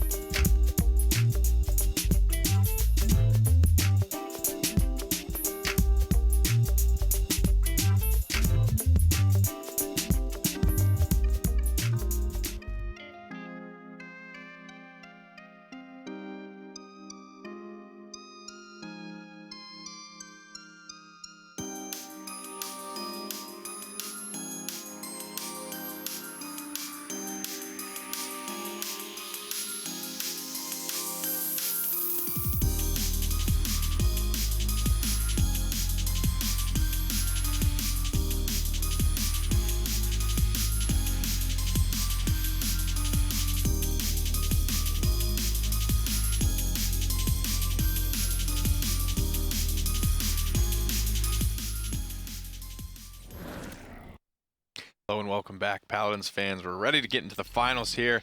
Once again, my name is Pretty Hair. This is Kret. Been here with you all day. This has been the first week of the Open Qualifiers. We're real excited to get into. Let's get in the finals map selection here. See where these guys will play this set out. Frog Isle, where we just saw the finals set, or the final game of the semifinal set played. We're gonna see it started off here. A lot of momentum on this map. Probably one of the. I would say this is probably the smallest payload route for a map. Would you agree?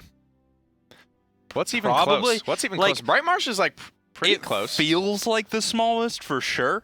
Yeah. I don't know if it actually is, because a lot of times it's about the number of choke points. Frog Sure. Isle has like one, the first corner, Kind of one. and then you gotta hope for the best. Let's check out the draft.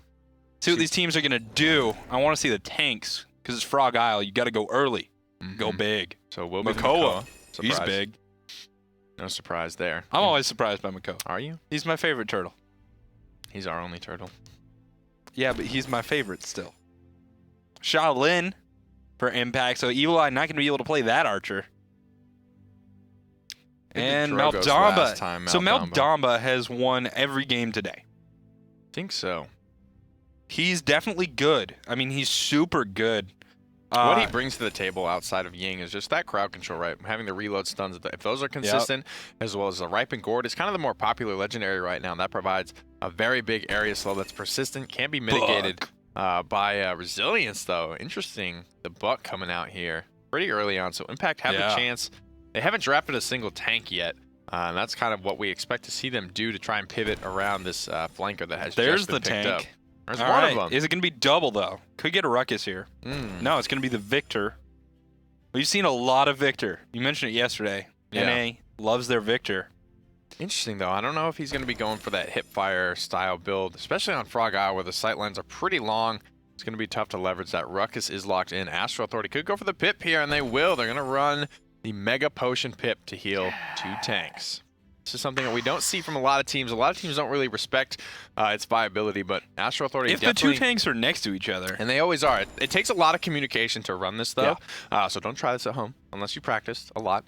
But Astral Authority did run this at the Masters LAN, late into the tournament on Frog Isle, as a matter of fact, with, I believe, these 2 tanks. Definitely a Ruckus, but this can be made to work. But Astral Authority, they're the team to do it. They have great comms, great communication, great team synergy as well, so they can make stuff like this work. Doseps, though, going to be selecting Flux Generator for his Ruckus Combustible for Evil Eyes, Drogo's Bounce House for Eye Drop Bodies, Buck, Half Shell for Wardum's Makoa, and Mega Potion for Cuskutie's Pip. It's going to be Recurve on the other side for Acids, El Zulu with the Aegis, Kakanuk playing Firefight Victor up close and personal, Envious with the big game for the tank killing and Ripe and Gourd from Patek. So I think he's taking that Hipfire Legendary just to try to be able to box out with Buck. I'm more interested in the big game. Yeah? Knockback, 30% of your health gone if that shot after disengage hits. And it can be used against Makoa in Ancient Rage. Actually had it happen to me on stream once. I took 3,300 damage from that disengaged shot. First blood, though, goes to Wardoom. And the boys of Astral Authority pulling in El Zulu, who is playing Fernando, who traditionally likes to play. There it is, 1,970 damage on that Makoa after knocking him up with the disengage. Envious continuing to roll, continue to put pressure on Eye Drop He's Bodies. doing good, man. They're getting the kills, but Astral Authority have been sitting on the point the entire time and come away with the Funny first how payload of the Double game. Tanks does that. Yeah. And this Drogo is, man, so good at going over above and beyond on this map, right? He's just able to go over and disrupt everyone from every which angle. Has those fire spits long range, has it tuned in. Wow, it's a lot of burst damage grenade, and as well as the planet comes in from the backline, takes Evil Eye out very quickly. That's not difficult to do. Shaolin has a lot of damage burst output that he can do, but Drogo's has, 2,400 health, I think it is. That's a lot to burn through, but they get it done. Zulu getting over aggressive, though. I mean, going around the corner, I'm not really sure why. But he will fall, and now the payload's just going to push real quick. Buck diving in, looking for the Shaolin. Finds one, gets up into the air for 2, but Kakanuk wisely just hip fires. That's exactly why he went for that legendary, to be able to box out with Buck once he gets in his face. Kakanuk coming out on top of that one. Long range fireball, actually going to connect onto Doseps, but Mega Potion Pip, healing them both back up. Wardoom gonna hook in El Zulu. Cuscutie credited with the kill. Minute and 23 seconds remaining. Good job getting behind the rocks here. Not gonna be able to get anything off of that barrage. Big misplay there from the Victor. Cassie still alive, but Envious will fall in the end. There's no one even trying to contest this payload cart. They're just going to watch it go into the end zone as Zulu finally arrives, but Kakanuk going to die real quick. Dosup's in trouble. He's getting low. Shaolin has used his ultimate, but it's not going to be enough as Acids does fall. Evil Eye taking him down, finding a double. Doe still on the objective, still standing strong. Cuss cleaning up a kill. Drop bodies getting Powtek, and some celebration from Doe. Ruckus popping the molly there at the end of the payload push. Has a very good aiming tank on a 12 streak right now, but he's sweating right now. He's landing all these shots, doing a great job. 1,111 credits to his name. Picks up the Cauterize too, just right out of the gates. Retains his Hexafire. Doesn't feel like he needs it at all. 89% on the Ancient Rage. Astro Authority have all streaks going for them right now. Almost have all their ultimates, all the momentum on their side. It's like 4.9 ultimates versus 1. Granted, if you're going to have only one ultimate, you would pick Dread Serpent. That's the one they want. That's the one they want. The Immortal's close, so it's not the worst situation, but it's bad. The resiliences are starting to come through for Astro Authority. It's going to counter out that a little bit. Not a whole lot of value going to be gained. And if you're in Hexafire, you are immune to the Dread Serpent, so if Astral's paying attention, it's not going to do as much as it needs to. But there has to be a Dread Serpent. It has to be soon in this fight. Still available, trying to heal up the chickens, and El Zulu will survive, but the 3 damage dealers are dead.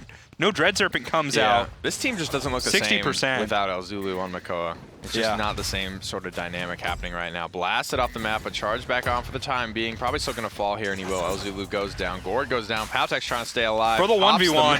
1v1. Dread Serpent there. Bodies did pop Buck Wild, so I mean, once the cards are on the table, maybe it's a little bit more worth it to pop that in the 1v1 scenario. But Astro Authority, again, come away with the payload as they are just on the point all the time. All the time. The payloads start pushing. Zulu charging forward. Going in. Going in with that Fernando. Pops the shield up, trying to just get involved in these team fights a little bit, but he's getting knocked around. He's getting not really fire sure spit at all. What's going on really with Impact here. They're just sort of going ham.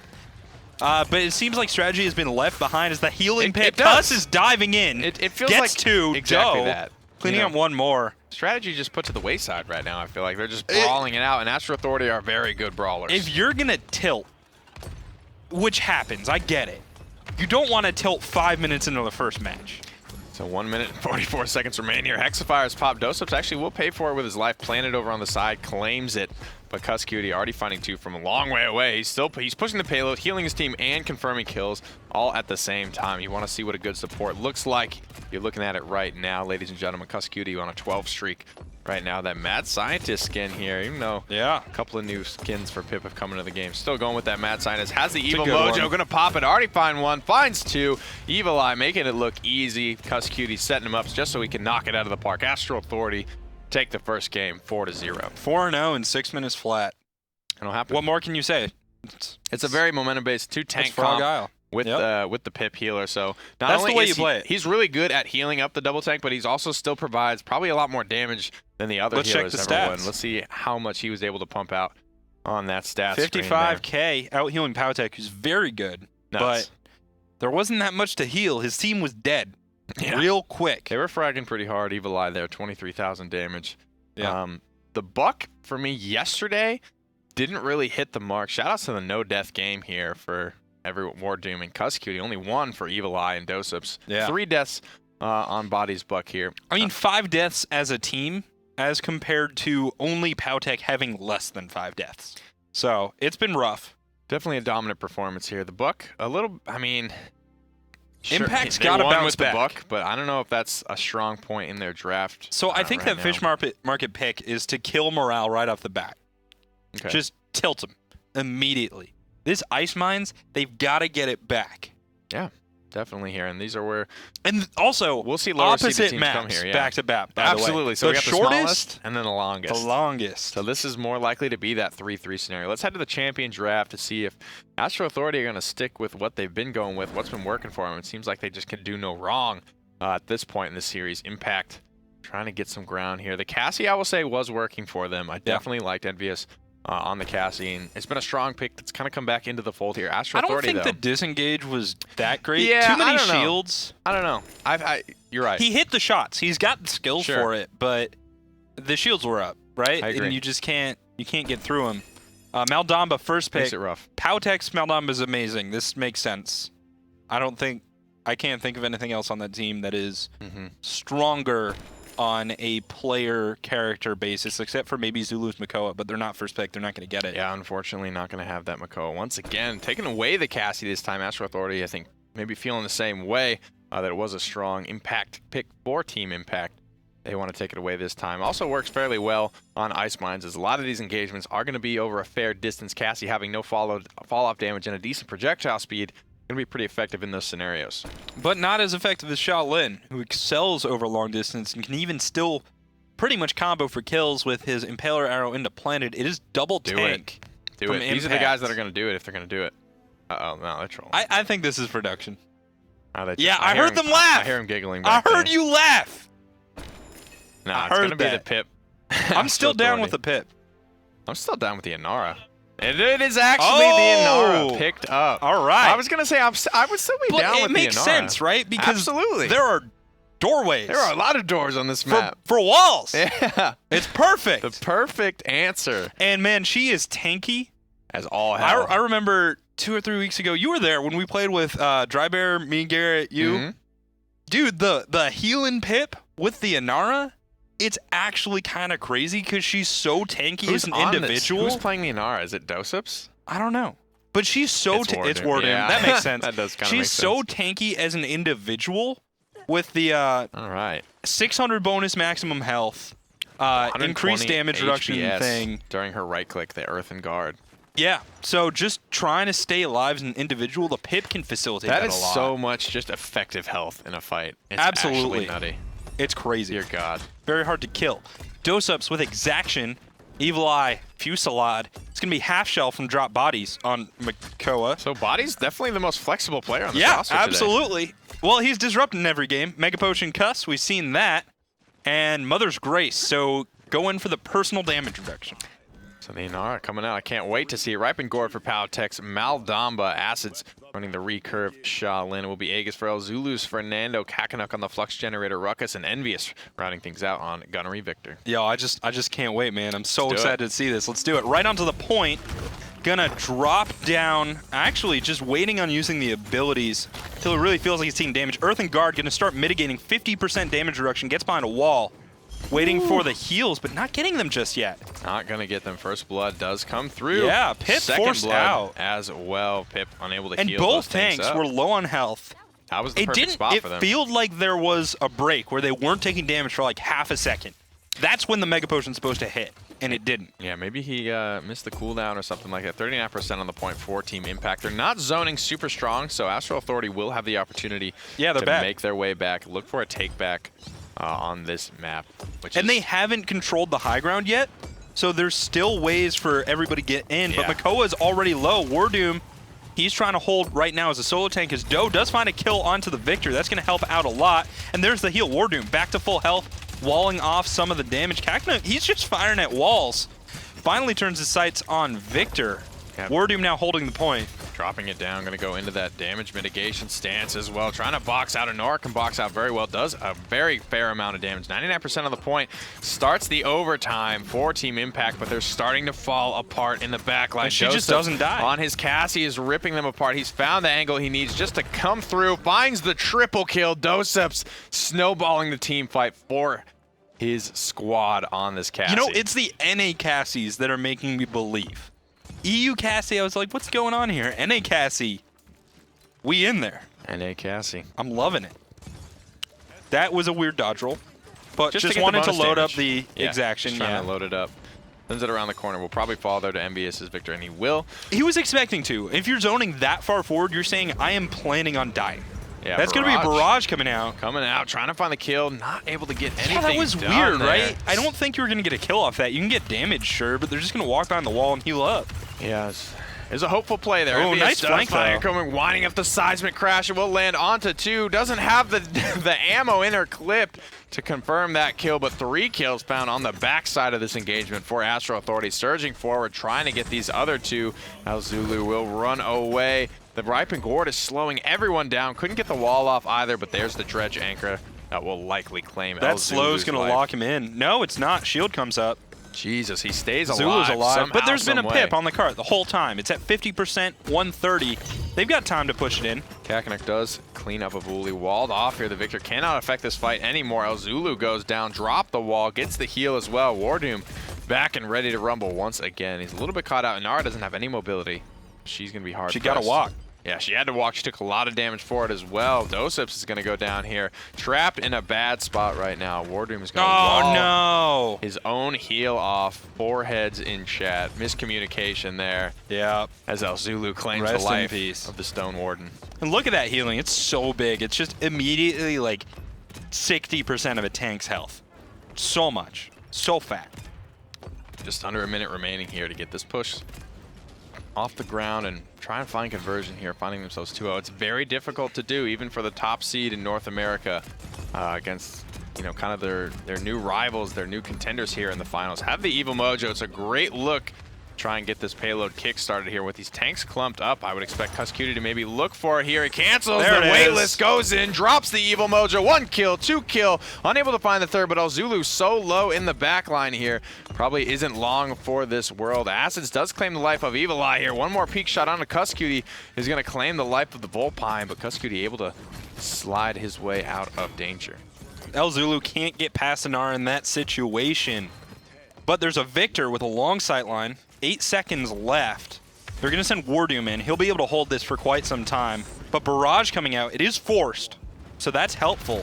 Victor dropping down to 1% energy at the end of the round, and it's still going. Doseps. Ruckus, he's got 20% health. He's going to stay alive with the Immortal. Could snowball this fight off once again. Looking for the Immortal as a big stabilization factor here. The Hexafire didn't come out as well, so not looking to drop ultimates here, but Doseps doesn't they need get it his in. ultimates here. Finds 2 kills and finds the window, squeaks the payload in on top of it all. The backline did not move forward to cover the payload.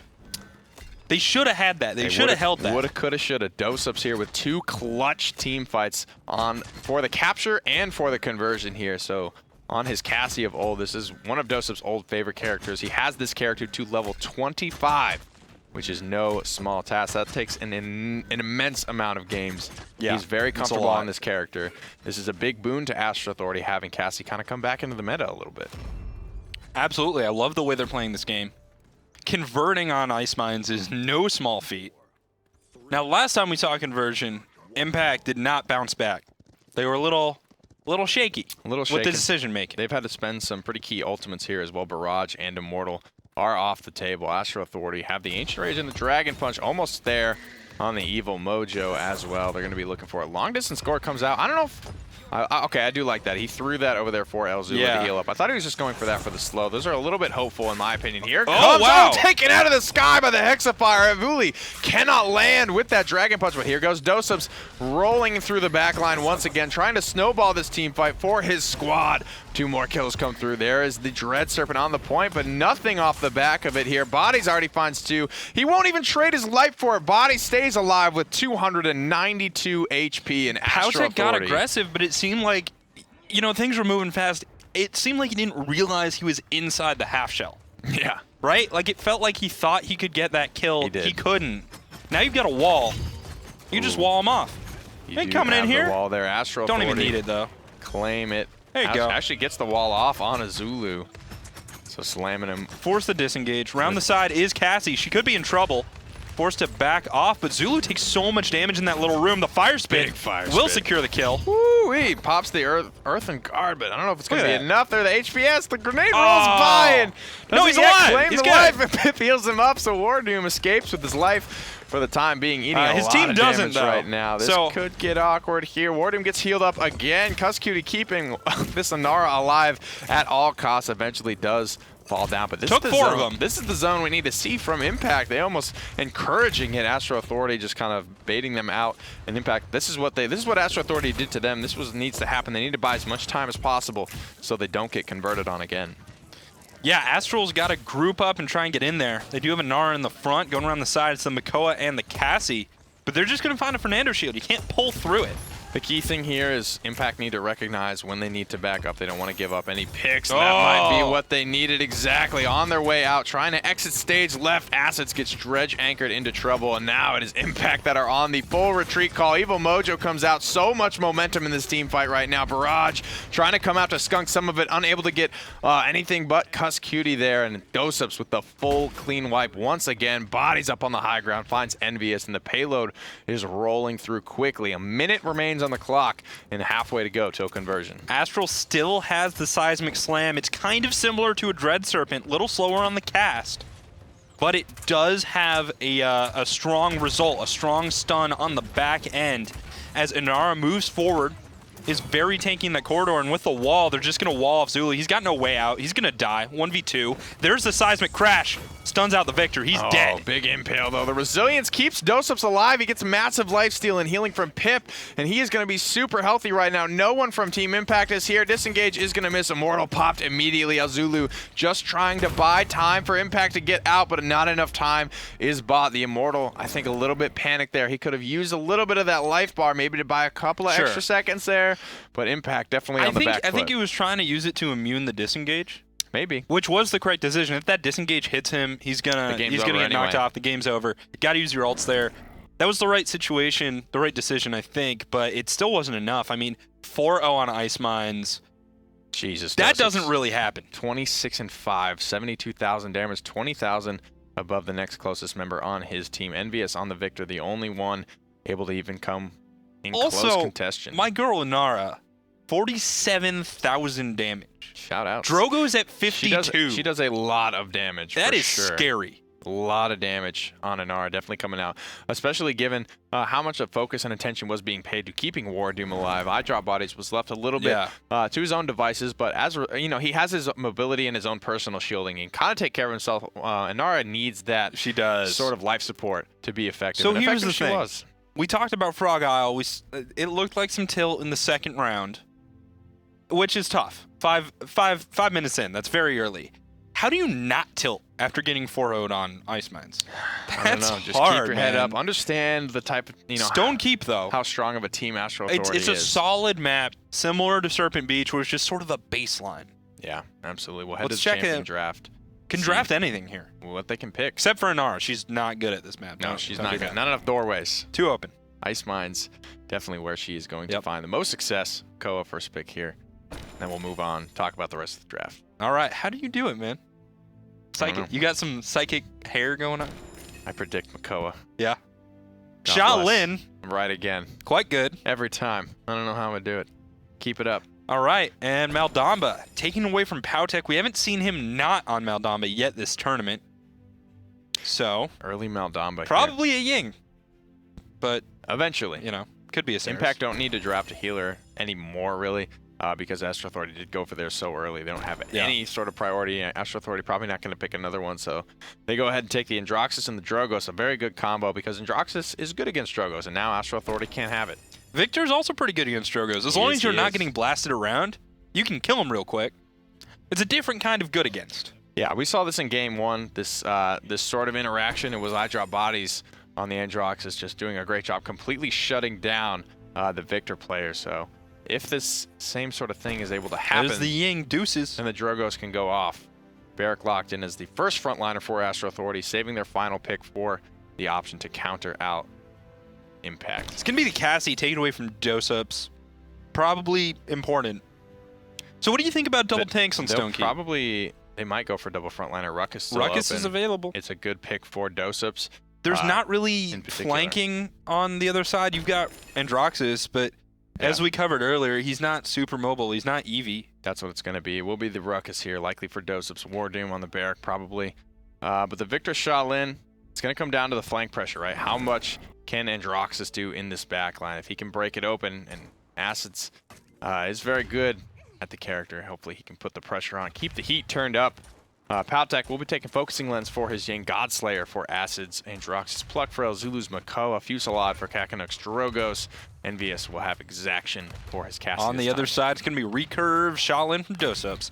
Evil Eye on the Ruckus with Flux Generator, Gunnery from Drop Bodies, War Doom, Architectonics, Barrack, and it's going to be Ripen Gorm from Cuss QT. So already 2 cauterizes coming out for Astral Authority, a couple of offensive items as well.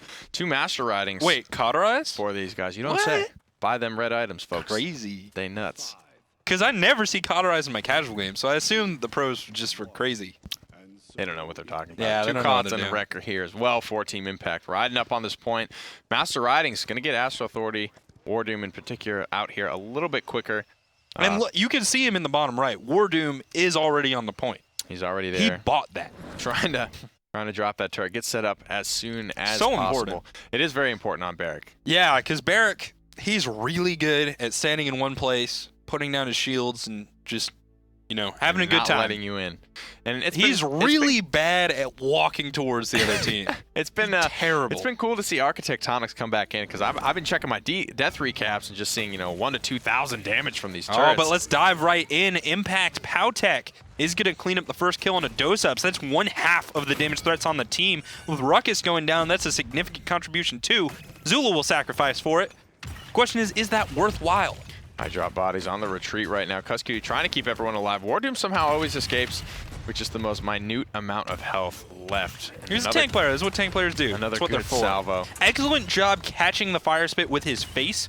It might seem a little gross, but it is much less damage than if you let that explode. War ain't pretty, so gonna go ahead and catch it with his mouth. That's right. Eating, a Open up. little French kiss there with Drogos. Astral Authority 60% on this point Evil Eye, right now, though, but take not him in down. control. Not in control of this point zone at all. It is, yeah, you're right, not dose-ups on the Ruckus this time. So a couple of weird switch-ups coming. He will be on the Shaolin, picks up Envious in the back line as well. Misses that shot on the Drogos, but Impact back in the driver's seat here. Wardoom's got to get in there, but it's actually going to be the Victor that's going in. He does get taken down by Acids, finding the final shot. Wardoom, as well as Acids, gets the double. On the point now, it is the Ruckus. Evil Eye, he's had a bit of trouble this game on this character, but he could come back. Jeez. No, taken down by Kaknuk there. 78 to 78, going the way of Impact so far. Coming the way of Androxus now in the back line, pressuring out Cuscuty the healer, but shredded apart by I Drop Bodies. Got to get in there. Astral Authority lose their first payload. What feels like the series here almost. It is, yes. That's I think their they lost first one on. point. They lost one on Serpent Beach, or was that in the semifinals? That is the semifinals. In the finals, they have not lost a single point. Dragon Punch here, ready to be wound up and taken off, but doesn't want to pay for it with his life here. Not Dosage yet. does take down Powtech from a long way away. Powtech actually was the coach for Astral Authority, now has moved back onto the battlefield alongside the boys of I'm loving his Impact. play. He deserves that. That's an excellent pull, but the Impaler arrow is perfectly timed. Will save Wardoom's life. Yet again, 100 health. He's out. He's fine. 1 minute and 54 seconds remain here. Acid's looking for a nice little angle. He does have the Accursed Arm available to him, and it could be an early pickup onto Dosups here if he goes over the...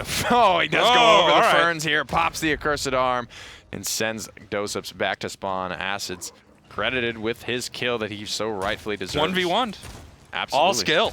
A pull onto Ruckus, going to force the advance to back away. Not too much coming out from that. It's important when you're playing against a Barrack that you're always killing asserts. You cannot let him stay set up at all. Acids, though, taken down by Dosups with excellent timing as the reversal drops. It's going to be a dome shield on that point to regain control. Yep, just looking for a stabilization play here. Wardoom does clean up El Zulu while he's trying to work his way out. Does have the Dragon Punch. Still sitting on that ultimate here. It's a great way to kickstart a push. I'm surprised we haven't seen him pop it just yet. Also pretty easy to charge when I think they you're playing tried so to do well. it with the Accursed Arm, but they used 3 shots for 1 kill. You really want more out of it. Yeah, it can be difficult to do so with the fall-off damage, Yeah. too, though, unless you're incredibly accurate, which some Androxus players can be at times. Acids right now dueling out once again. Doesn't want to mess with the stealth Shaolin too much, so goes into the reversal. Has the Godslayer legendary, but will not connect. Kakanuk will, however.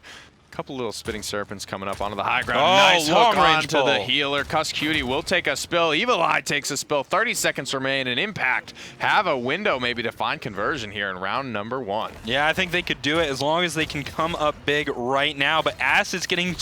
Oh, no! Drop Bodies gets 2. Kakanuk does find Wardoom. I was lucky. Somehow stays alive. I thought Bodies was going to kill him, but I think he had to reload. I think that's probably it. 11 seconds remaining on this push. Oops. And now starting to Yeah. stabilize. Dosups finds 2 kills here. Looking like Gonna be on a prayer if they're hoping to try and find this conversion here. Overtime will be started. Cassie rolling around here, but gets shut down by Cuss Cutie, and the damage coming out of Evil Eye's Ruckus. They're just firing like crazy. You ever play like, what was it, Full Spectrum Warrior? Right? Never heard of that. It's like this tactics game with soldiers where you can order one of your dudes to just fire suppressing fire. That's what it feels like. There's just bullets spraying out of the Astral Authority they have Ruckus, they spawner. have Victor. There is a constant stream. There are just doors that you're like, I'm not going through that door. That's We're gonna hurt. talk about it. Yep. So offensive items starting to hit the level 2 mark as well for both teams here. 3 COTS, 1 Wrecker on the side of Astral Authority. It's going to be 4 COTS and 1 Wrecker, 4 impacts. So respecting Cuss Cutie's healing here, shutting it all down, just leaving Kakanuk up to try and destroy the shields. Shielding not going to be a huge problem, I don't think, for Astral Authority. The barricade doesn't last very long if you're not taking Fortify or loadout cards. Yeah, to try and Barrick supplement did it. get a bit of a nerf with that, where the cooldown will not start until the shield is gone. So that reduces his uptime fairly substantially with the way that people were itemizing. Reloading here and trying to get involved in this fight somehow. Pops the emitter shield, gets on the point. Just try to steal away some chip capture here for Astral Authority. Getting a lot of healing done, but those cauterizers starting to feel the effects of that. Dredge anchored back into a spot he didn't really want to be. Hexafire, hard engage comes out. Only finds 1 kill before trading out his life. 33% on the point though already for Astral Authority. But it's Dose-Ups, man. He's getting the kills that his team needs. 600 health now, and it's the Drogos they've got to watch out for. Stun into the wall and gets him just in the wing. Clipped those wings and heading forward. Dose-Ups, he's now ready to deal with this Androxus on the other side of the wall. Watching the door. Yeah, anybody who pokes their head around this corner is going to be impaled and killed. Probably instantly, I think. Impact are aware of this. It's a little weird to have Evil Eye looking there too. I think the Shaolin can do it by himself. Barrage coming out on the point though. Body's getting a kill. It's Acid's going to the back line. He's not going to find it. Yeah, excellent turnaround from Cuss Cutie. Defending eye drop bodies here. Big gourd value going to be coming through. You can see how much. This is about 5%, 7% climbing on that ultimate. You can see how fast Maldama can actually charge his ultimate when he's doing all the things he need to be, throwing down those gourds, healing up his teammates with Mending Spirits as well. He's gained about 20% on his ultimate charge, just as we've had this short little conversation about it. Yeah, I mean, just fantastic healing and uptime. Shaolin getting very aggressive. I think Dose-Ups is starting to feel himself, and he deserves it. He's been playing fantastically this game. El Zulu does not find that hook.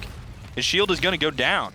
Playing a lot of different roles today. Dose-Ups and eye drop bodies and Cuss Cutie, all the guys on Astral Authority. Versatility. Really having that versatility. Coming in the backline with that Dragon Punch, unable Doesn't to find anyone. anything. Will get that refunded percentage base, but he wanted more for that. Kakanuk gives up his life. Cass eating a lot of damage from Barrick's shotgun here. One more shot's going to do it. He does hurt, and War Doom never misses, has very good aim for a tank player here. That was all War Doom. Clean 100%. Great the dome damage character stole his kills. Every kill is War Doom's kill. That's right. 1 minute, 16 streak. 24 seconds remaining here.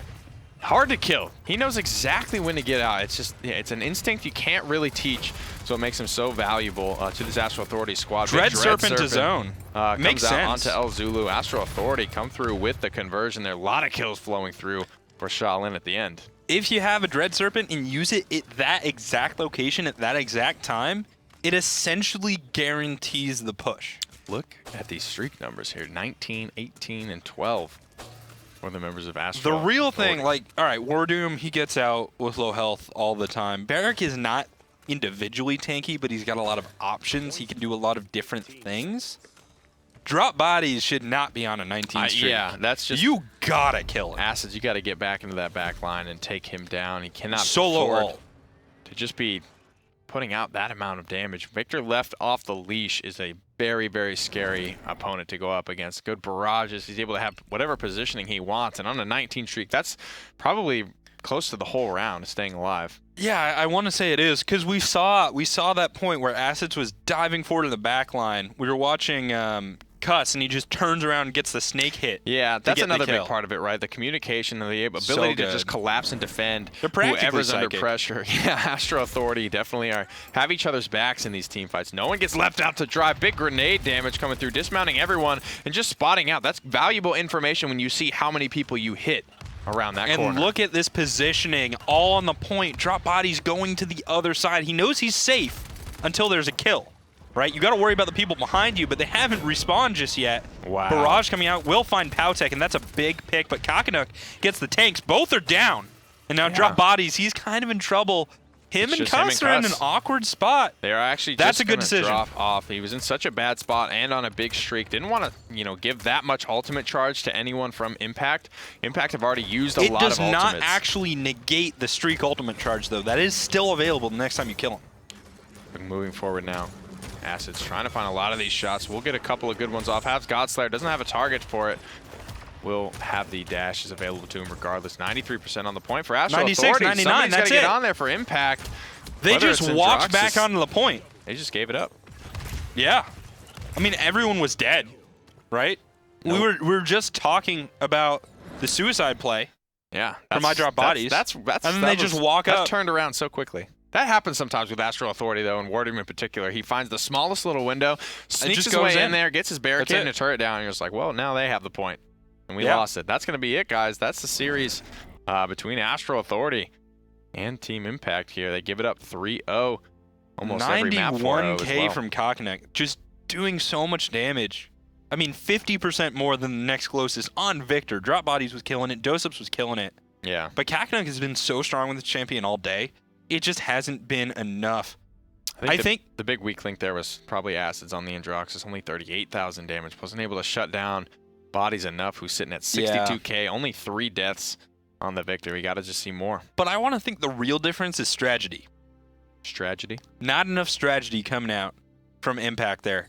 It seems like Astral knows what their opponents are going to do before they do it. They're in position to counter. Sure. They're able to pivot as well, right? You saw the big high ground flank coming out. And I Drop Bodies and the rest of Astro Authority are moving on the side. It's kind of weird. It's a weird thing to do. We're just going to take their side of the map here, and we're going to sit here comfortably, and now, Impact was just kind of Granted, left. it actually didn't work, but it shows their coordination. Yeah, they can Which move. is what's important. Let's check out the bracket. Astral Authority is your champion for today. We'll get the 100 points for first place. Impact in second. We've got 3 more weeks left of these open bracket qualifiers. The top 4 teams out of these open brackets are going to qualify for the next phase of competition, which is a 3-week round robin. Astro Authority going to be at the top there with 100, Impact with 60, Ewa with 40, Spooky at 25, and the rest of those goofy goobers down there with 10 points. Denial, notably, has to come back strong next week. This is the number 2 seeded team in North America that went to the Masters land. Falling in the quarterfinals. In the 2-0'd. As well. By Impact, granted. Impact did get to the semifinals, so. Makes them look a little bit better, but I'm sure they're not happy with their Still performance. doesn't count. Yeah. Guys, if you have one of those consoles, you want to participate in the console esports, go ahead and get involved in the open beta right now on both Xbox One and a PlayStation 4, available for free. Just go ahead and download it. That's right. So, for all of you out there, thank you. From me, Thanks Nick, for enjoying production. us. Never give up. Never stop gaming, and we'll see you in the realm. Okay, so you guys let him do it? Okay. That's right. Okay. Oh.